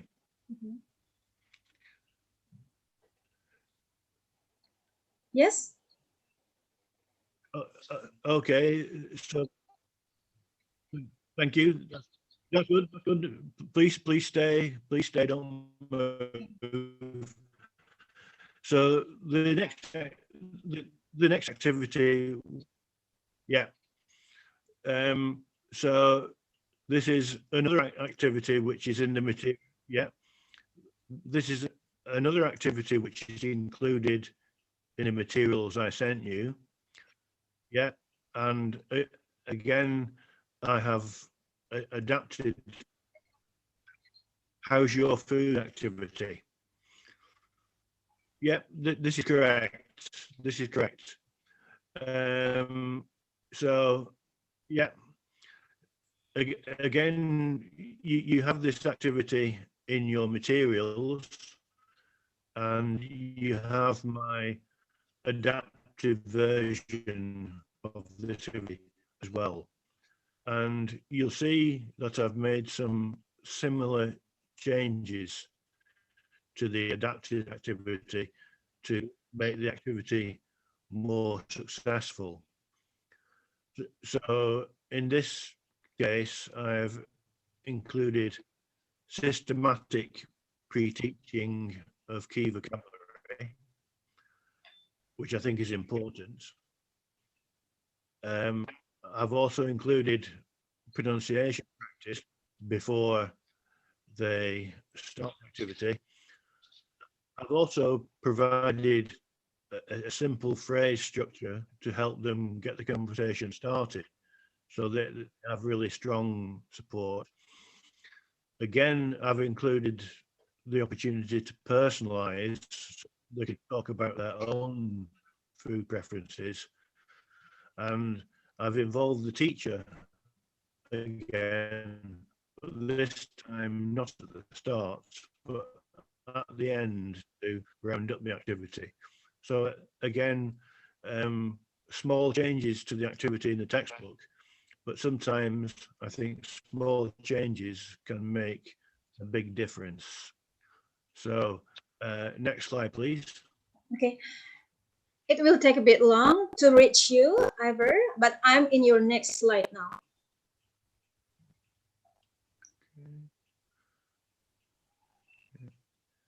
Next slide, please. This is already your next slide. Maybe it reaches you quite late there, but this is your next slide. The title is New House 1.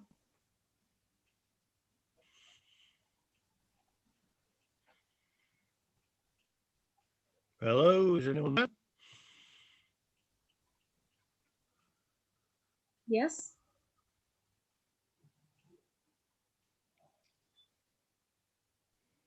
Yes, Ivor. This is already. Hello, can I have the next slide, please? Okay. Yeah, okay. Okay, fine. Okay, in the new house activity,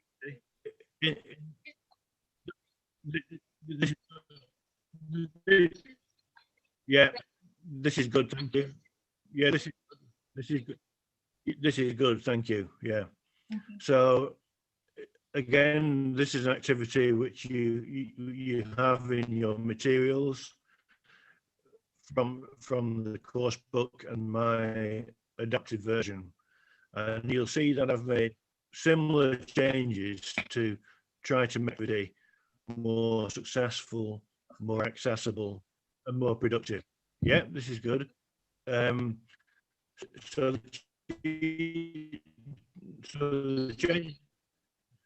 the changes I've made are to pre-teach key vocabulary, to personalize the activity so the learners can talk about their own rooms, to check pronunciation, and to introduce an information gap so they find out about each other's rooms. They have a reason to communicate that they have different information. So the changes, as you'll see, are similar, and they're quite small. I believe they can make a big difference. Okay, could I have the next slide, please? Oh, wait a sec, Ivor. This will be a bit late reaching you, but I'm on your next slide. Oh, sorry. New house too.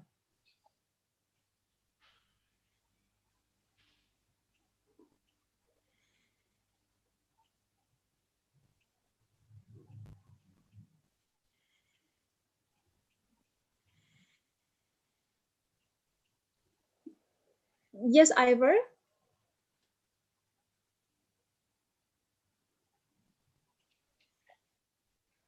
This is already in the slide new house 2, please. Yes, Ivor. This is the slide of new house 2. I think the signal there is not really good. Lo nak ngomong deh ya. Beli mobil di mana ya taruh ya? No, sorry, can you go?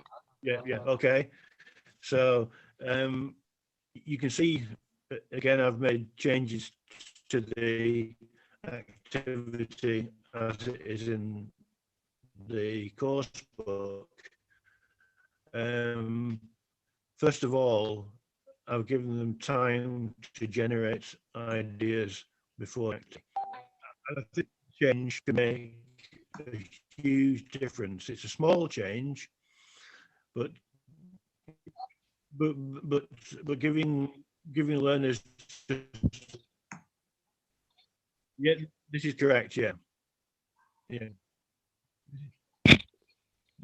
That's correct. This is the correct slide. So with the changes I've made here, they have time to generate ideas before the activity, which I think is so important, because it's very difficult to think of ideas and language at the same time in a second language. Again, I've included systematic work on vocabulary, so they're not searching for vocabulary as they are speaking. Again, I've included pronunciation work. Small changes, big difference. And I provided a phase to get the activity started, which I think also is important for their confidence if they can just have an easy step to start with when the structure is given to them. So could I have the next slide, please? Okay. I hope that you will be a bit patient because it will reach you a bit late. But I'm here on your next slide.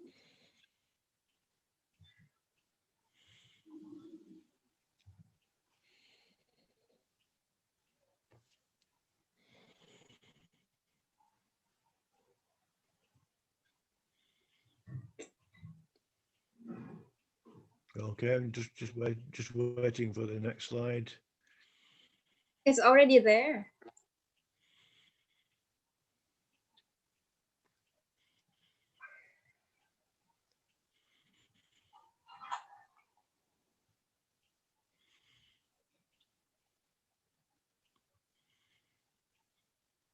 Okay.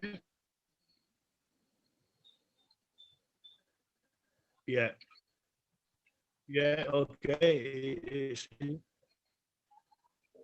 here now, thank you. So in all 4 examples I've shown you so far, the principles of scaffolding are very similar. It's all about giving learners just that little bit extra support to make a challenge, yeah, it's good, a challenging task a bit easier. So the principles of scaffolding are that you pre-teach essential words and phrases before the activity. Not too much, you don't want to overload them with vocabulary, but teach them the essential words and phrases they need to use in the dialogue. Really important is practicing the pronunciation of the essential words and phrases before the activity, so that they are more confident when they come to use them in the dialogue. Sometimes, but not always, you can provide them with a model dialogue to which they make small changes to adapt and personalize it. You can use a teacher to model the activity. I think less like that when it's a teacher taking part as well. You can provide what I call a skeleton phrase or sentence to help the learners start talking. So they've got a simple starting point. And also, you can give learners time to generate the ideas of what they want to say before they start the activity. So these are the main principles which I believe are important in making small but significant adaptations to the materials you have to work with, because you have your textbook, you want to use your textbook, but you can make small changes to it to make it more productive. So next slide, please.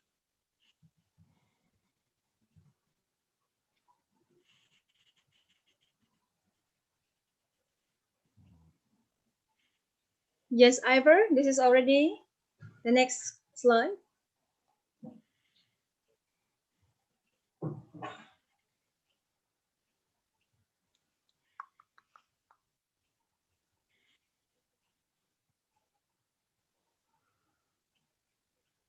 right.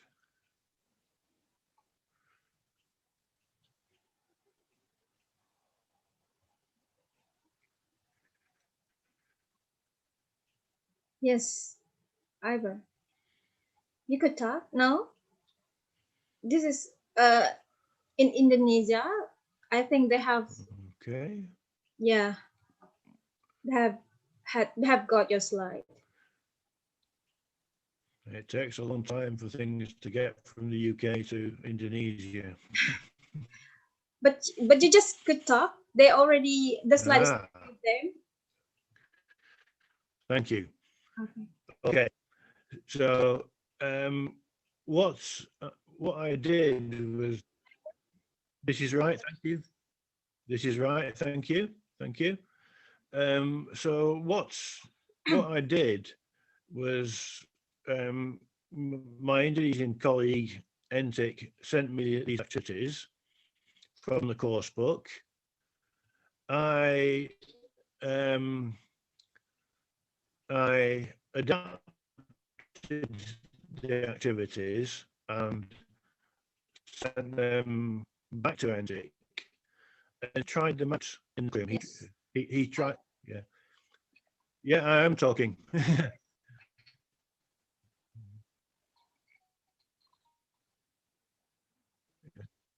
Yeah, good. So my Indonesian colleague Entik. Yeah, I'm talking. Can you hear me? I am talking. Yes. Yeah, really clear. Hello. I am talking. We can hear you. So, my Indonesian colleague Entik tried out these activities for me, and this is the feedback he gave me. He said, the activities are now more structured and better sequenced.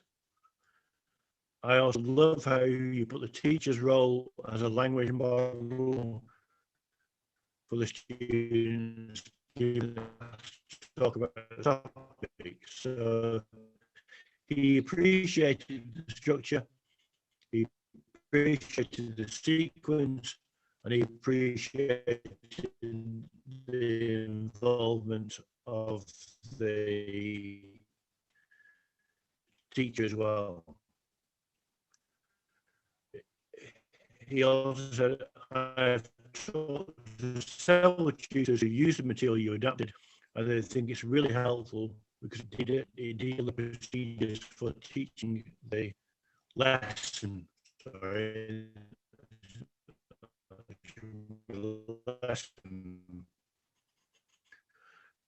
And then he made a very interesting point, which I hadn't thought about. He said, and for a non-native teacher, I guess we also find great support in pronunciation aspects, as you pointed out, aspects such as word stress. So I learned that a good material serves as scaffolding for both the teacher and the learner. Can you hear me now? Yes.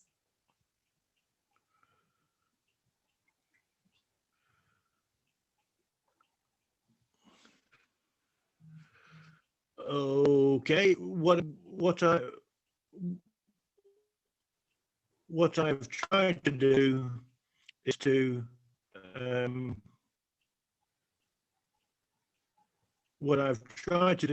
is to give some simple ideas of how course speaking activities can be realistically improved. If you like the ideas and you try them out, please let me know if they work or not. I'm sorry there have been technical problems in the communication today. I hope that you still have to find something useful in what I had to say. And I'll say bye-bye for now, but I apologize for technical problems. Okay. Thank you very much, Ivor. Thank you very much, Professor Timmis, for an insightful and fruitful presentation despite the signal problem that it's like that you're having that there. And we are also having here. Thank you very much. I think, of course, having reticent learners or the students who are reluctant to speak English is the problem of the majority of Indonesian teachers and also lecturers here. But I want to conclude a bit from what Professor Timmis has elaborated and suggested in his presentation. We as the teachers or lecturers need to give learners a real reason to communicate, such as to exchange information, experiences, knowledge, ideas, Okay. opinions. That's the end of the talk. Sorry for the technical problems, but I hope you've been able to find something useful. Yes, sir. Yes, and fortunately we have all of your files here. Hearing from you.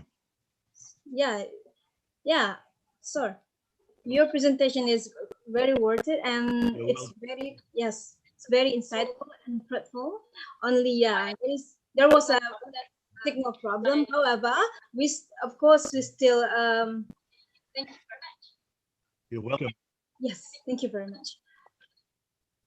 Of course, we still got the core of your presentation. Like I said before, from what Professor Timmis has elaborated and suggested in his presentation, the teachers or lecturers need to give learners a real reason to communicate, such as to exchange information, experiences, knowledge, ideas, and opinions. Also, we give learners the chance to talk their own experiences, knowledge, and opinions. Well then, if anyone has any questions, just kindly write in the chat box. We will come back with the responses for your inquiries at the end of the seminar. Well, I will hand over the talk to the host, Ibu Ainu. We come back to you. Thank you, Ibu Nili and Professor Ivor. And let's jump into the first section with Carla, Okay. Queiroz, M.A. Thank you. Bye, everybody. Thank you, Professor. And the first session will be presentation from Carla Queiroz, M.A. Ph.D. She holds a master's degree in political science, governance, and public policy from the University of Manchester and a PhD in higher education studies from Queen's University of Belfast in the United Kingdom. She will share the challenges and key considerations on research proposal as the blueprint of our research project. And then, without further ado, I'll hand the next session to Bapak Rido, Bapak Rida Nurfala, and the floor is yours. Okay, thank you to Miss Ainu as a master of ceremony of today's event.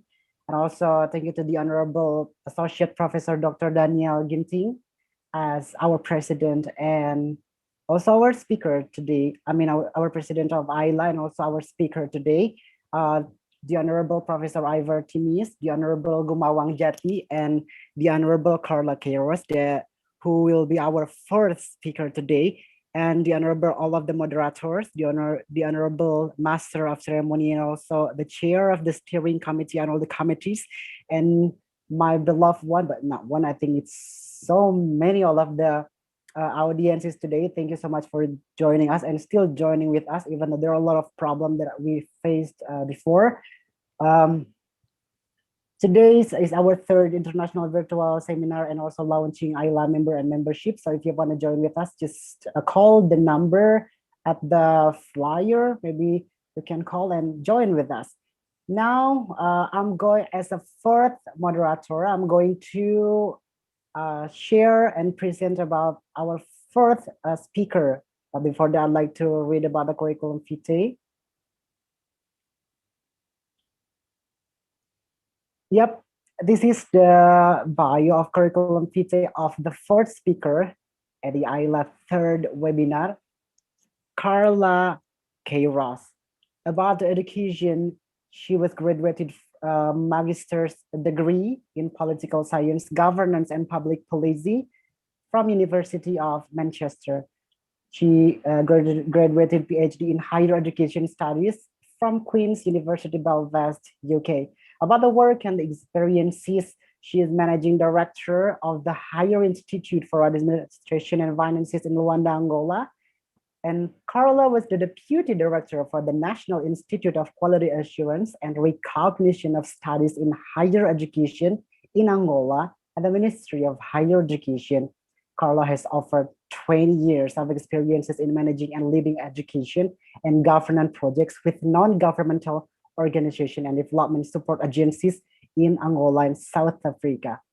She is university lecturer and researcher, and she is a member of international team of experts in quality assurance in higher education, conducting external assessment to higher education institution in Africa under the African Higher Education Quality Assurance Mechanism implemented in partnership between the African Union and the European Union. She also a member of the British Association for International Comparative Education and the Society for Research in Higher Education in the United Kingdom. So she is here with us now. And I'm so proud and excited to welcome with a warm welcome our fourth speaker that will present under the topic research proposal as a blueprint, the blueprint of how our research important steps in conducting research. Ladies and gentlemen, now we present to you our first speaker, Mrs. Carla Queiroz. Time is yours.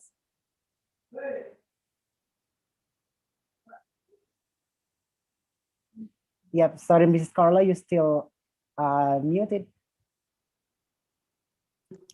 Okay. Yep.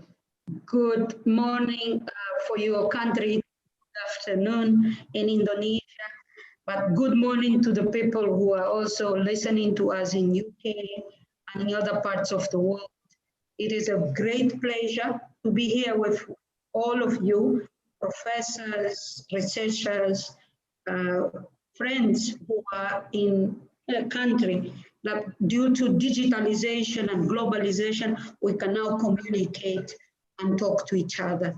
I don't know if I can share my presentation or you doing. I prefer to have control of the presentation. So if you allow me to share the presentation, I'll be pleased. You are free, yeah. You're free to do. Yeah. Is it showing now? Yep, it's great. Mm-hmm. Well, I don't see it. Is it showing? For all of you, not yet. Not yet.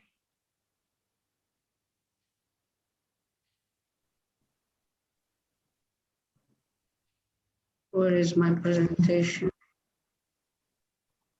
1 minute, 1 second. I am It's trying. okay.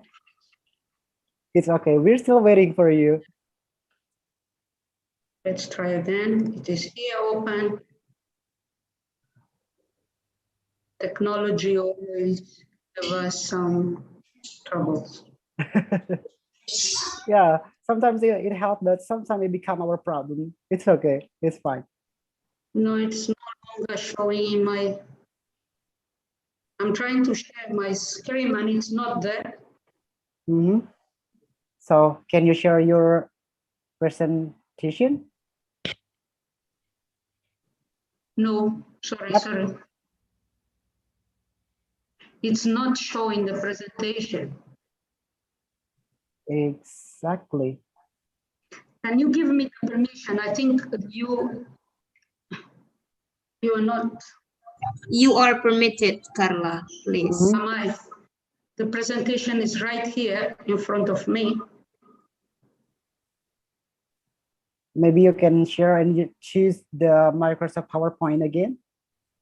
Yeah, I'll do this now. Would you make Carla as co-host, Bapak Ridan? Hold on. I am not the host. She is the co-host. Okay. Thank you. Can you? Yeah, now it's showing. Yes, that's great. Is it showing now? Thank you.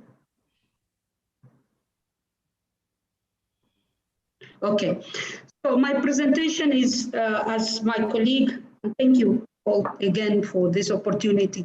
This is a very great honor to be here. I'm going to talk about research proposal and how research is part of our daily lives as professors, as lecturers at university. And we have now demands from our institutions to produce more research. So it's quite challenging. And sometimes we are daily accepting that our activity is teaching, but we have to be doing more than teaching. So now I'm sharing some of my experiences, and I will start saying what Sun Yat said. To understand is easy. Doing research is a way of understanding. And doing research is a way of having a better comprehension of the whole universe around us. So when we look at this, it said that when we understand, action is much easier. Even if it's hard, we can make ourselves into better professionally and qualified to understand the world. My presentation I'll be highlighting some steps in designing research proposal. I will talk a little bit how the context can inform some of our decisions in making a research proposal, and then how I will give you an example how I designed a research proposal based not only in the context but in the main decisions and issues that are required for research. And I'll be giving an example of mixed methods research. As I was saying at the beginning, every research proposal is like the blueprint of our house. As architects of research, and we can call ourselves architects of knowledge, we have to design how many rooms we have in our house, how many plumbing, how many electrical, how many mechanical systems we want to establish. This is when we do a house. But when we do research, we do have to know how many people are we going to involve, which methods, which ethical principles we're going to use. So we are kind of architects in designing our own research. And there are many challenges in that. I'm using Labari, and Labari refers exactly what I'm saying. He says, research design constitutes the blueprint of collection, of measurement, and of analysis, which are the three main specificities in that analysis that we conduct when we do research. One important aspect in doing research is sometimes we take it for granted, especially people who are very long time in academia. They are so familiarized with conducting research and they can take it for granted. But young researchers, as many of us, we started late in research, and when we get into research, we think like we're going to follow what the manuals say and books say. We take any of those research methodology books, and we think it is like a baking a cake, but it's not. We follow it and we keep failing. Somehow it's not getting what we want, especially when we design and decide of a topic. Which topic are we choosing? We think this is the topic, but then it is very broad or it's very ambitious. How can we make them more objective, more clear? So the challenge is to turn educational research into a deliberative, it's a very complex, subtle, challenging, thoughtful activity that we need to take into consideration when we'll go through the process. At the right side, I show a slide where I visualize the different steps, the 6 different steps in conducting research or writing a research proposal. And it all starts with research topic. The research topic should be based in our research problem. We have to be clear about our observations and our findings into the reality. We need to do a problem analysis and then be clear about, is this research problem really a research problem, or it's a subjective observation, my own subjectivity? That's why we need to base our research problem on literature review. And we have to go and find data, statistics that will substantiate our own idea of the problem. And we need to narrow it down to a niche, especially when we're deciding on the topic. Are we tackling or expressing the topic as in the way it is better, clear for the audiences we're looking at? So clearly we need to specify as well our research questions. What are the research questions? The research questions are the central aspect that our research is going to study. And at the beginning we think we need, I'm looking at 5 research questions is wrong. Let's start with 1 or 2, 3 clear research questions, and then have maybe sub research questions, because too much ambition will not lead us to a good research proposal or research design. Looking also at the different steps in conducting research, I suggest we look at Cohen, Marian, and Morrison. She suggested 26 elements when we design a research proposal. And those 26 elements are summarized in these only four. Is we need to orientate our decisions, our choices. We need to be clear about what we really want to study. Second, we need to be clear and study and read about research methodology. We need to define clearly our sample, do the calculations of sampling, analyze what type of research paradigm we're going to use, our approaches and philosophical thinking that will guide us for the research. And then we should conduct data analysis in a way of accuracy, looking at different examples of technologies and techniques that can highlight and help us.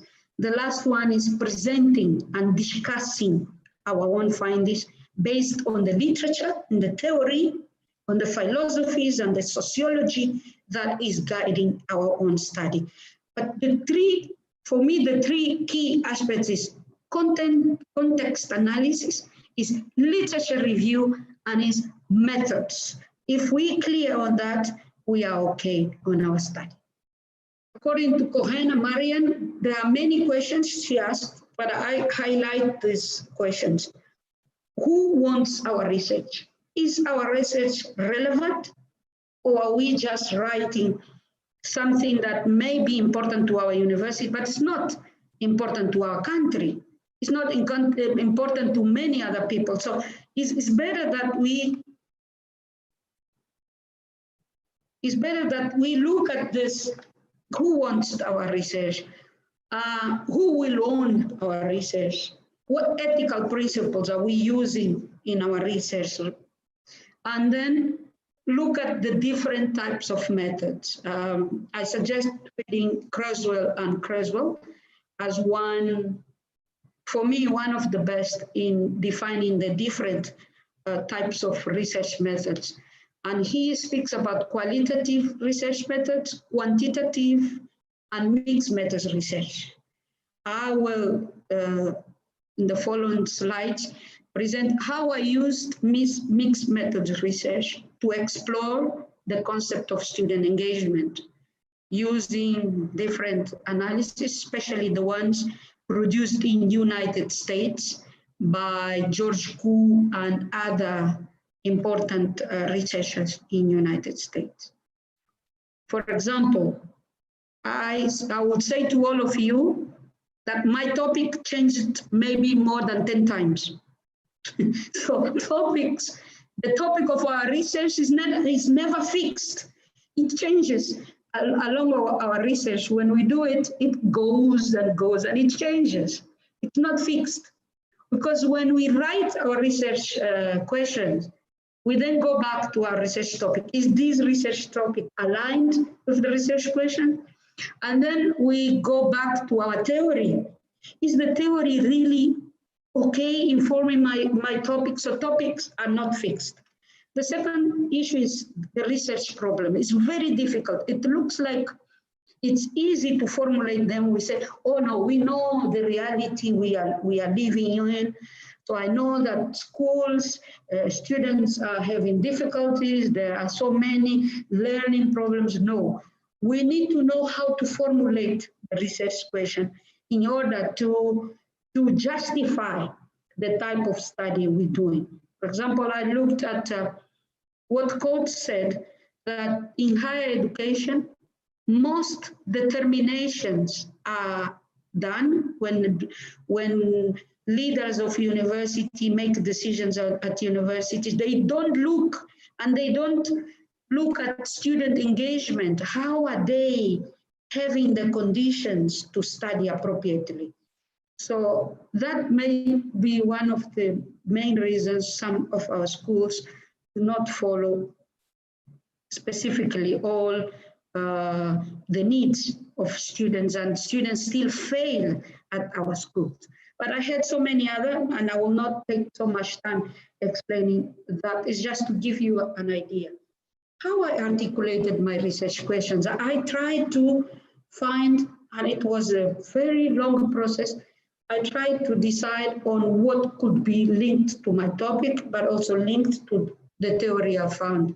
And I decided to what extent students in Angola and outside my country, and my study involved Cuba, Portugal, United Kingdom, and Angola.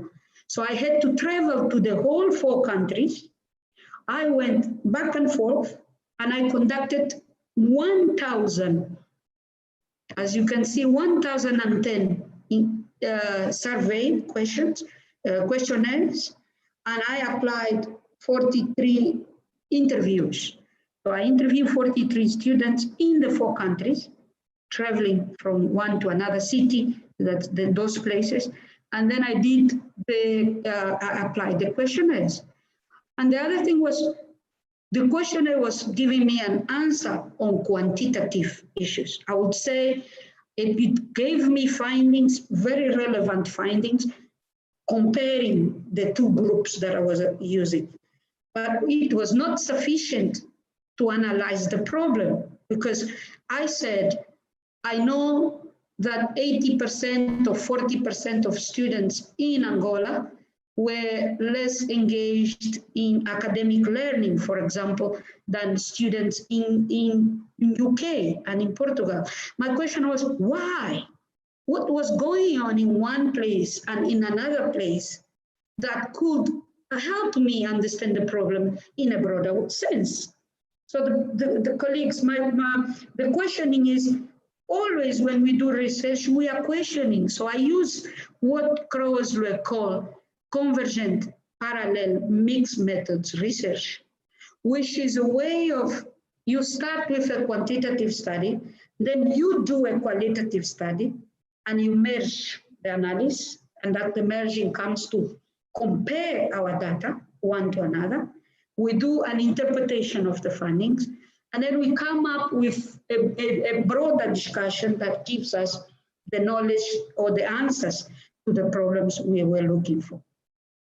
I would just say that all of that is done using a philosophical paradigm, which in my case was pragmatism, but there are many others.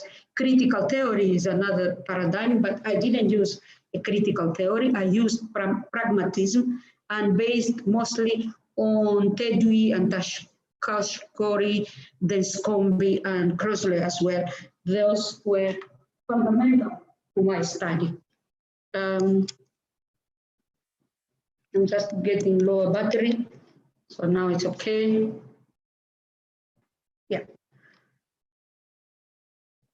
In answering the quantitative research question, I also tried to visualize questionnaire.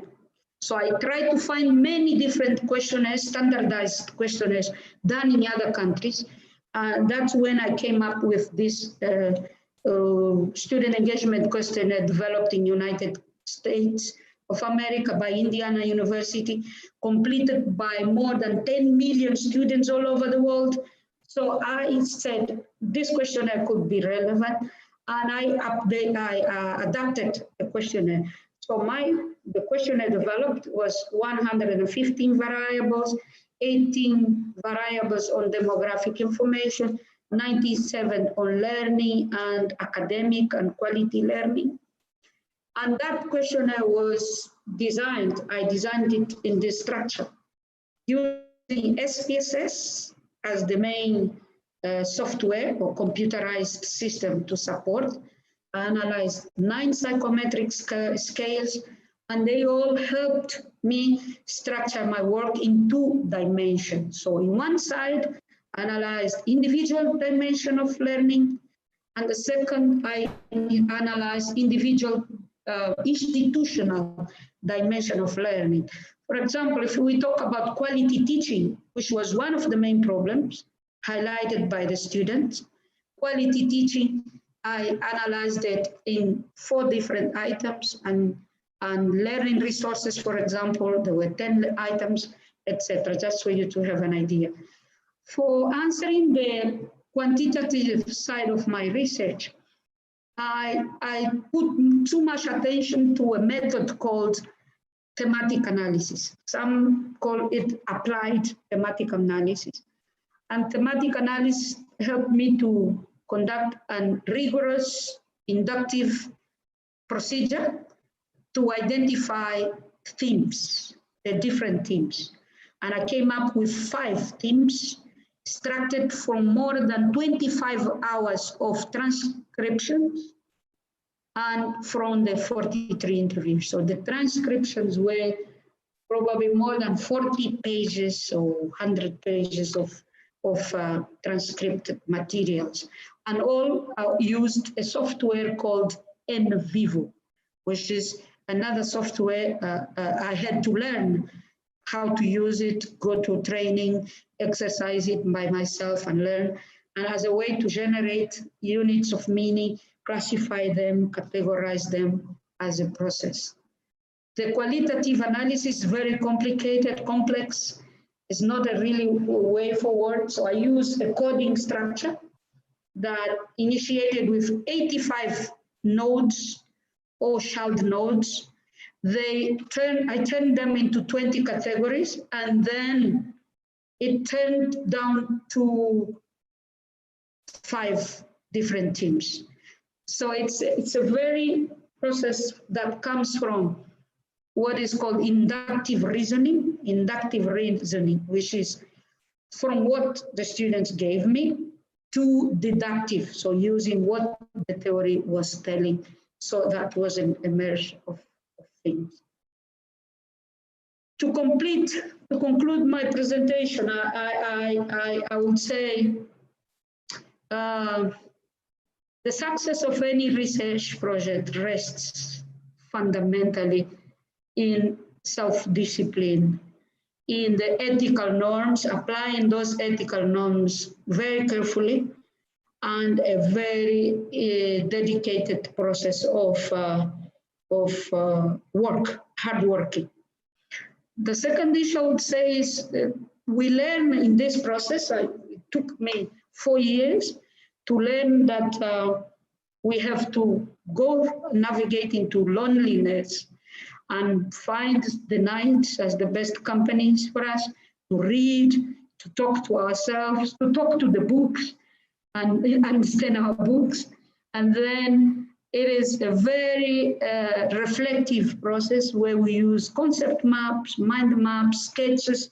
We throw away a lot of things we write and we throw them away because they are not relevant in that communication with our supervisors, interacting with our other colleagues, especially other researchers, other colleagues on the field.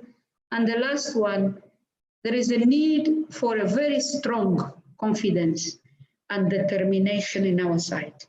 I would say to all of you, determination is a key. We need to never give up. And there are times we want to give up. Please don't give up. Continue your search for knowledge, and that search will guide us into more higher levels of understanding and higher levels of making a social change to our own countries. Thank you very much for your attention. If you want any references in this, I would like to finish my presentation here. Thank you for the invitation. Thank you for my colleague, Veni, who invited me and is part of this conference. Thank you to Aino, to Andini, to Ridan, and to all of you. Okay, thank you. Okay, thank you so much, Mrs. Carla, for your presentation. What a great presentation that you give to us in this afternoon, maybe in the morning in your country. And I heard last night that you were a little bit feel unwell, right? A little bit sick. It's true. I went to hospital and I have pictures of myself. Last night I was on the drips in the hospital. But luckily it's not malaria. I'm only with an infection, but it's being treated on medication. But as I said, it's a commitment I had with you. I'm here because I honor your institution and you will be doing a very great job. I'm here to say thank you again. It's great. I respect you. And I give you applause. Thank you so much for coming in. Let's pray for her health. I hope Carla is always in a good health. So you could do your activity just like daily activity. And again, thank you so much for your presentation. That was so great. I'm as a new researcher. I'm a fresh graduate for master's degree, and now I become one of a junior researcher. So I have a lot of knowledge from your presentation, and I want to follow. I want to follow your legacy as a researcher, as a great researcher. Thank you. Yeah, thank you again. And if all the audience just want to ask a question to Mrs. Carla, don't forget to write down on the chat below on the Zoom feature. Then maybe we'll read your question at the end of our presentation. And now I'm giving back to Master of Ceremony, Miss Ainu.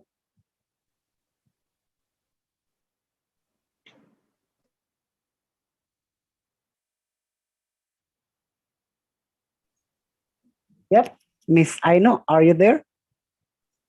Di mute, dibuka mute-nya. Yeah, I'm sorry. I know. Yes, can you hear my voice now? It's so clear. Okay, thank you. Once more, thank you, Carla, for your insightful presentation. And Bapak Ridan, then the next one is question and answer. For this session, I'll hand over it to Bapak Rido. The floor is yours.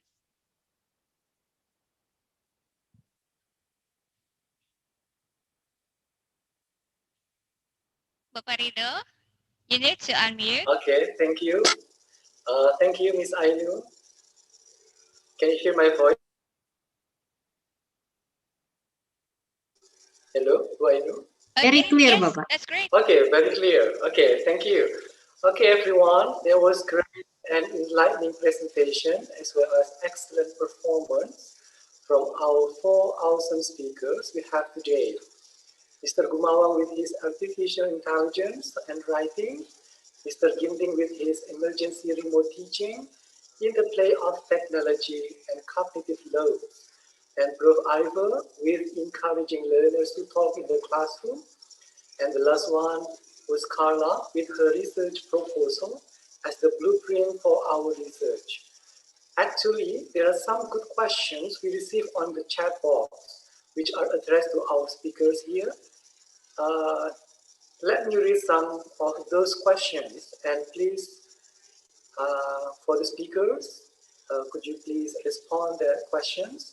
But unfortunately, due to the limited time, I do apologize for the participants if I cannot read your all questions. But I believe some questions have represented what the speaker said during the presentation. Okay, we can start from Pak Gumawang, the question, which is addressed to Pak Gumawang. Okay. Okay, Pak Gumawang, are you there? Hello, Pak Gumawang. Pak Gumawang, are you there? Okay, this is a question to Pak Gumawang from Adan. The question is, to what extent artificial intelligence can help and improve the students' writing skills? And the second question is, how to reduce the students' plagiarism during the artificial intelligence? Can you hear my voice, Pak Gumawang? Yes, I can hear you, Pak Rido, very well. Okay, for the first questions about using pro writing aid, to what extent they help the students, they learn a lot from the AI because they work on their own, they review on their own work very specifically in a sentences that's not clear. So they learn grammatical style and so on with the AI, and then they discuss it in a group. Usually I put them in a group of 5. Yeah. So they are discussed that if they have difficulty, they cannot solve the problem, then they will contact me. Yeah, so they learn a lot on their own. Yeah. Then the questions maybe become, how about the student who don't want to learn? No problem. If they don't want to learn, that's okay. I explained at the beginning that they have to learn on their own. Yeah. So how to improve? They improve according to their own pace. Some they improve a lot. Some they improve just a little. So it's more on the working group that they have. Yeah. That's the first question. Second question, AI and plagiarism. Actually, there is another questions related to that. For paper writer, to use that for exam. Do not use it for exam.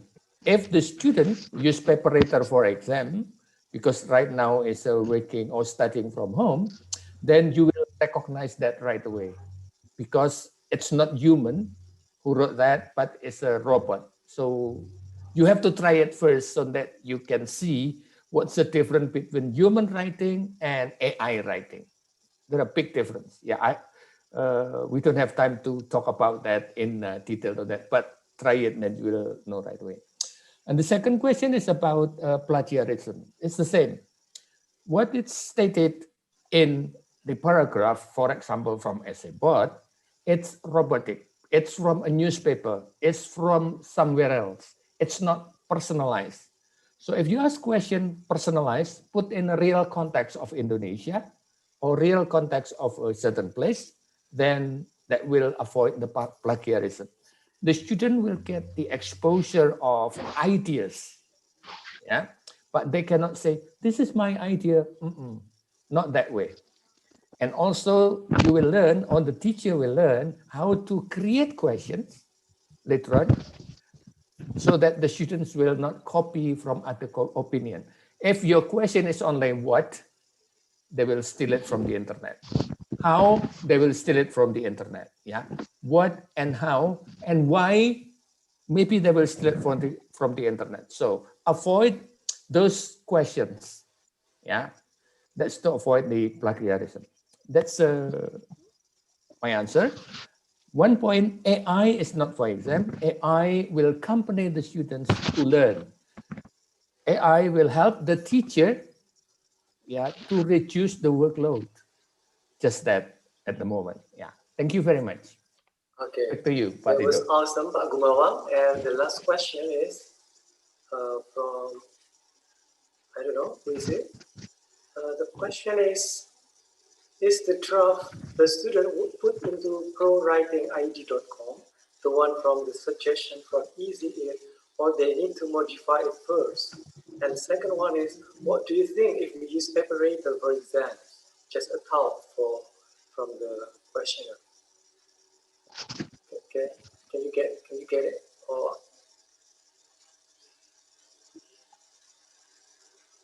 yes, Pak Gumawang? Okay, because I was muted, I cannot unmute myself. Okay. Yeah. Okay, so, thank you. Okay. The purpose of using ProWriting 8 is that the student will review their own work. So when they finish with the first draft, put it in the ProWriting 8 so that they work on their own. So they have their account and so on, so they can work on that. And then after that, they revise it. Yeah. So the purpose is to replace me in some way, to make a correction of the grammatical point. Leave it to the AI. The AI can do it. Yeah. Then what do you think if we use Preparator for exam? I'm not quite understand the questions, because Preparator will give a rating only, but not the logic. Yeah, it's only clarity, grammar, and so on. So I will not advise you to correct the students' exam, for example, and then you give the grade based on Preparator. I will not give that advice at all. Back to you, Pak Rido. Okay. Yeah, thank you very much, Pak Gumawang Jati, for your awesome answers. Thank you. And for the next question is addressed to Pak, the President of IELA, Pak Daniel Ginting. Are you there? Hello, Pak Ginting, are you there? Yes, I'm here. Okay, thank you, Pak Ginting. The first question from Nelly Arif is asking about what do you think about the implementation of some principles you mentioned at schools by teachers or lecturers at the university level? Have they implemented them or not, based on your point of view? Okay. Okay. I think that's a good question. Well, to be honest, I haven't done any survey. I haven't done any deep research about this topic. But what I can say is that a lot of teachers have done good jobs. They have prepared good instruction. Even they are not fully aware of multimedia cognitive load learning. Okay, multimedia cognitive load learning. But actually, they have done that. Even they do not realize that. However, I think it is still important to pay attention to that. I just want to connect this to the questions by Ibu Vera. Ibu Vera said that there are 3 models, actually: sound, picture, words. Will it be different on the result to the cognitive process, principles, audiences, where there are only 2 models? For example, LED, lampu LED. Okay. Now this is the problem actually. Teachers often prepare instructions like LEDs. Teachers think that teaching students is like promoting a menu of food, cakes, products, services to the public, such as billboard with the LED, share something, that's enough. Teacher thinks that distributing PPT material is enough. Tomorrow, teachers ask students for exams. After the exam, teachers get surprised and may be angry. Why do the students have bad grades? Teachers start blaming the student. Oh, my students are unteachable. Well, we cannot blame the student. This is because we have to look into how we prepare the materials, the instruction. Please don't treat the students just like giving the instruction like in the LED. In class, teachers do not just make instruction like billboards. Although many teachers make instruction like billboards, yeah, but we have to change. Teachers must challenge students to think, not simply giving information LED. Yeah. Give new elements, new topics that are relevant to life experience. Challenge them to solve the problems. Encourage them to think. But this can happen if teachers are able to explain and to make students understand. It engages students in deep learning.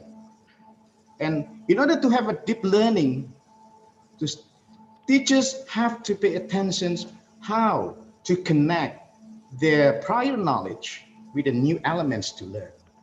And that's a challenge. And to build understanding in students needs to explain, okay? And with regard to the modality,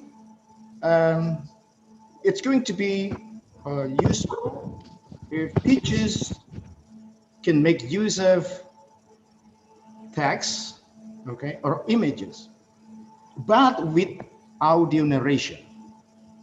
Why? Because if teachers only give text and pictures only, that's going to be overload in the visual channel. Students get tired at looking at this material. And in order to make it efficient, so teachers need to load off, transfer something overloaded in the pictorial channel to the audio.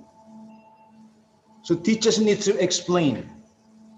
So students won't get tired because students, watch the text over and over again. And teachers should make it effective by transferring into audio channel.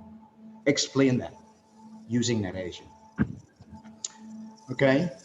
Can I continue, Pak Rido, because I don't have much time? Okay. Okay. Yep. There is a question from Ibu Nurmala Simbolon, and one question, please, regarding cognitive load. Would you give an example of maximizing something? Okay, Ibu, that's good questions here. Exclude extraneous load. Don't make use of any irrelevant elements like background music which is not relevant, just throw it away. Okay, so exclude intrinsic load. You have to be aware of the level of difficulty of the materials you are presenting. Just be, be cautious with this, because you have different kinds of students, okay? And challenge them to think. You have to promote generative load, germane load. But the problem is that when you challenge your students with the, you increase the level of difficulty to your students because they get challenged. You want them to be improved. And well, for high achiever student, that won't be a big problem. But there's going to be problem with low achiever students. Okay. High achiever student will enjoy having new challenge. And they would be happy if they find something new day-to-day life, day-to-day teaching class. But that's not the case with the students who are not smart. And then you change, and then you make it your teaching lower, okay? And for students who are not smart, that's going to be a great idea, but not with high achiever students. And that is according to cognitive load of multimedia learning. It's called reversal effect. Reversal effect. You are doing good with the smart one, but not good with the who are not smart. When you are fair with the unsmart one, but there's going to be a problem with those who are smart. And in this case, you have to be wise. You have to be good at managing the situation and be fair to everybody. I think that's it, Pak Rito, because there are some other presenters. Yeah. Okay, thank you, Daniel Ginting. So teacher is not simply giving simple LED, right? But we need to challenge them the problem and ask them to think critically, isn't it, Pak Ginting? Okay, thank you, Pak Ginting. And the next question is addressed to Carla. Carla, are you there? Hello, Miss Carla. Miss Carla, hello. I'm here. Okay, Miss Carla. Okay, one question is, what kind of design and methodology on the research that are really suitable to be applied in a pandemic situation? And what topics are viewed on it? Is that clear? Yeah. Okay. No, not really. What type of design? Okay, what kind of design and methodology on the research that are really appropriate to be applied in pandemic situation? Okay, is that clear? In pandemic situation, yes. Okay, and then what topics are viewed on it? What topics are viewed? Yeah. Okay. Okay. Okay, this question is very, very complex. I would say very complex. In one side, because it all depends on which area are we working on, okay? For example, I'm working on higher education studies. What methods do we use? The methods are generalized even for academics in the engineering side, or academics working on mathematics, or academics working on education.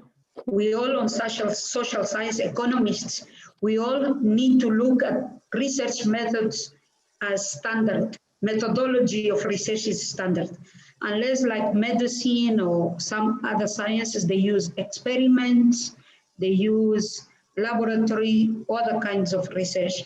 But as in social sciences, we apply normally the questionnaires, which is quantitative methods. We apply interviews. We apply case study, which is quite important. It's a very, the number of people we study is less, but we go deeper into the issues we are analyzing. So we can use case studies. We can, and I think case studies are very important because case studies give an example of the living conditions of the people. So in times of pandemic, I would say we need to use a lot of interviews, a lot of case studies, and also quantitative analysis, analyzing numbers and statistical evidence of how the pandemic is affecting our psychological beings, is affecting our resilience, or is affecting our stability, our mental health. So there are many possibilities, but I would say all depends on what is my topic. Goes back to what I said. What is my topic? Is my topic relevant? Is my topic objective? Will I try, or am I trying to get an answer to a particular social problem? For example, I'm living in UK, but I'm Indonesian. Am I studying Indonesia as a country, or am I studying a village that is in UK village? That maybe that small study in UK will enlighten me to bring knowledge to Indonesia. So we always have to question bigger questions, bring bigger questions. And in times of pandemic, I would say the research methods are mostly, as I said, this I highlighted quantitative and qualitative. Regarding the topics, the second question, what topics? The topics are linked to our expertise, to our own field of work. If you are English lecturer, you have many topics to choose and to find in your daily life. What topics are you looking for? Is it related to TESOL and English learning as a second language? Is it related to the interests of students? Is it related to their cognitive learning? I like my topic, student engagement, because engagement is not just involvement. There is a difference between having students involved in our activities and having students really engaged. Because engagement is about cognitive engagement, physical engagement, mental engagement, decision to be in, commitment to participate, is the time we spend in doing the activities. So even in research, we need real people engagement to come up with answers to the issues. So that's maybe my first comment to the question, unless you have more things to add to question me. Okay, that's good answer, Ms. Carla. So we need to use a lot of interviews and a lot of analysis of statistics, isn't it, Carla? Yes. Yes. Okay, and the topic are based on our expertise. Okay, that would be nice answer from Ms. Carla. And the second question is, Ms. Carla, are you still here? Okay. Yeah, I can hear Do you have tips to make our research become interesting with qualitative analysis? Quantitative analysis. Okay, from Dr. ST in Samarinda. Okay. Okay. Some tips for quantitative analysis. Yes. Yeah. Okay. Doing a quantitative analysis. In my case, I had 120 records. Okay. One big tip is we collect so many information, a lot of information. So we have a questionnaire with subheadings, you know, the topics we are looking for the answers, 1, 2, 3, answering question number 1. And when you put it into a SPSS, we have a database of lot of information. So one tip is choose what is really relevant when you design your questionnaire. Sometimes we use standardized questionnaires, but if we adapt the questionnaire, let's really narrow it down to what is realistic to achieve and what is realistic to what is relevant. Because sometimes like in my case, I collected 18 types of information on demographics. So I was asking what religion they profess, what the gender, their schooling, history in the past, where they were. So there were many questions that some of those questions I didn't use in my thesis. I couldn't use. It was too much. So one of my tips is at the beginning, don't try to be very ambitious, okay? Use the questionnaire or the survey with very more concrete aspects, very concrete answers. Don't try to answer to everything. Just do something that is feasible, that at the end will not give you a lot of work. You don't sleep because it's thousands of information that you don't know how to use them. That's one big tip on questionnaire. Another tip could be the end is in data analysis, use theory to substantiate your analysis. The findings reveal to us sometimes that we need to go deeper and we need to question those numbers. Why is this number like this? I mean, why one group responses is comparing to the other group is not the same? Why there is differences? So then the theory will come to explain to you why there is such differences. I think those tips are enough for me today. Maybe.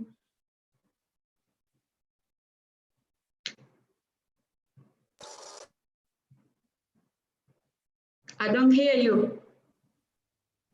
I don't hear you. Okay. Sorry. Okay, Carla, that was great presentation. Thank you very much for your topic. That was very interesting, especially for us that would be planning for PhD program. Okay. Thank you. And the next question is addressed to Prof. Ivor.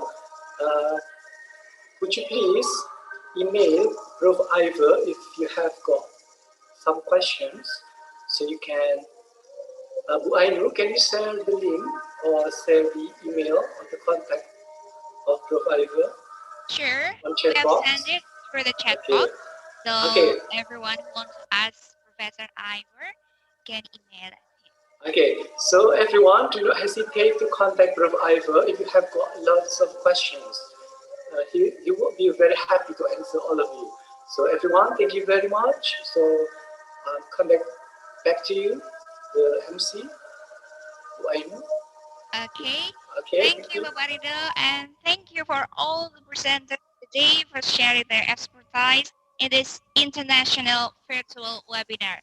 So please give applause, everyone, for our guest speaker today.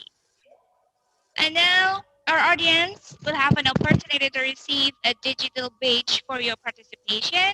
And then please click the link that we've shared on the chat or comment box and fill out your email and your name is supposed to be written on the e-certificate. And once you've done, you will receive your badge in about a day. Then in the last session, I invite to all the participants and the committees to activate your camera in this photo session. So Ibu Mezia will be in charge here to capture our picture. Okay. Pak Rudi, can you turn on your camera, please? Because you are in the first page. Okay. So everybody, please give your sweetest smile. 1, 2, 3. Wait. Okay, one more. 1, 2, 3. Okay, next page. The second page, please give your sweetest smile. 1, 2, 3. Okay, the third page. 1, 2, 3. Okay, the fourth. Okay, nice. Okay, the last one. Okay, thank you, Bueno. Thank you, Ibu Mezia. Well, we're so happy that each of you is with us today. Hope that what you saw today in our presentation will be useful. And thank you so much for all the participants for your exciting and wonderful comments, questions, and ideas, and also your lively engagement and your participation. It was wonderful to be here with you today, and we look forward for seeing you for our next webinar. So thanks again, and we'll see you very soon. And wassalamualaikum warahmatullahi wabarakatuh. Waalaikumsalam. Waalaikumsalam Bye warahmatullahi everyone. wabarakatuh. Thank you everyone for joining with us. Gumawang. We will wait you in IELA. Assalamualaikum. Carla, Pak Ginting. Thank you, Carla. Kita. Thank you. Alhamdulillah. Carla, please visit Alia. Indonesia Thank you. one day. Thank you. I will be fine. Mbak Thank you. Feni. Mbak Feni, thank you. Mbak Feni. Thank you, Thank you. Carla, we will wait for you in Indonesia. Oh, wow. I'm coming. I'm coming soon. Yeah.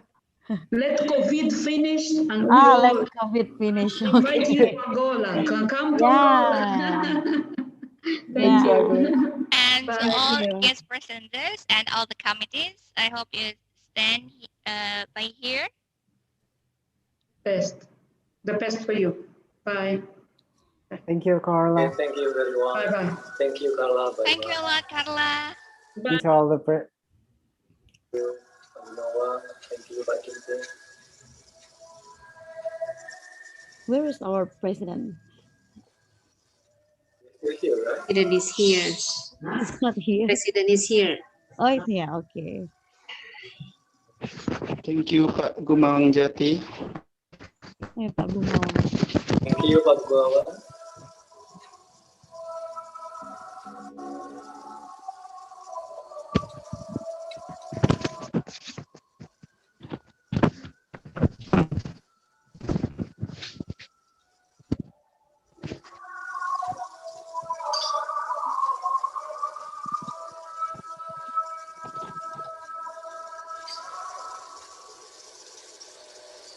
It's time to Maghrib prayer in your place, Pak Ridhoyan.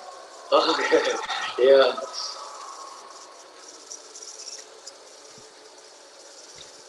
It was awesome, actually, but so many challenges during the presentation.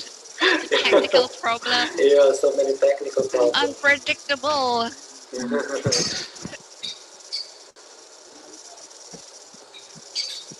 Pak Kadnawi. It's normally happen, right? Yeah. Itu Pak Kadnawi di mana? Di bis ya?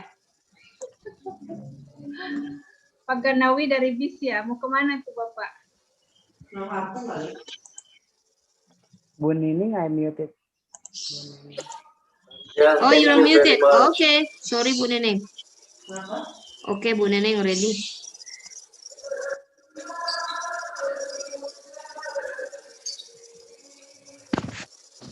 Sorry about Ivor. Ivor said sorry to everyone here. Bisa juga ya di Inggris seperti itu ya Bu Neneng ya. Thank you Bu Nining. Thank you. Thank you Bu Nining. Ivor said sorry. He said that the signal was frustrating. Okay, that's okay. He said that if the participant got questions, just directly email him. I gave the email on the chat box already. Okay, thank you Bu Nining. Sure. Is he your link absensi memang nggak perlu lagi ya? Kenapa Pak Bu? Kenapa Bu Rami? Link absensi memang nggak perlu lagi ya? Udah tadi Bu, Ibu udah isi? Oh udah ya, saya berarti ketinggalan. Nanti diisi lagi, nanti saya kasih tahu lagi. Siap. Saya belum mengisi, saya absensi. Pak Gumawang, Bapak mah, Bapak udah dikirim Pak sertifikatnya Bapak. Terima kasih Pak. Luar biasa. Ya, sangat bermanfaat. Pak Ridho keren. Biasa Pak Jati. Terima kasih. Pak Gumawang keren. Terima kasih. Sama-sama. Dari seluruh Indonesia Foto Pak. lagi Bu Mezia. Iya, kita foto lagi, ayo. Ya, mumpung ada Pak Gumawang Jati Bu, ayo Bu. Oke, ayo, mari, ayo. Bu Sri Rahayu, tolong dinyalain kameranya Bu Sri, Pak Fahmi. Bu Ayu ngadep kamera dong Bu Ayu. Pak Fahmi nggak mati lampu kan ya? Bu. Ya Bu Ayu lagi. Bu, tapi bingung saya dari udah. tadi. Sudah nyalain Bu. Nggak apa-apa, Bu Sri, nggak apa-apa. Lagi di jalan Pak ya. Fahmi. Pak Fahmi mungkin koneksi ya. Papa Mami Mi malu itu. kameranya belum ini, Papa Mi. Bu Ella, Gelap kameranya. Bu, Oke. Ibu mungkin bisa dimatikan itu live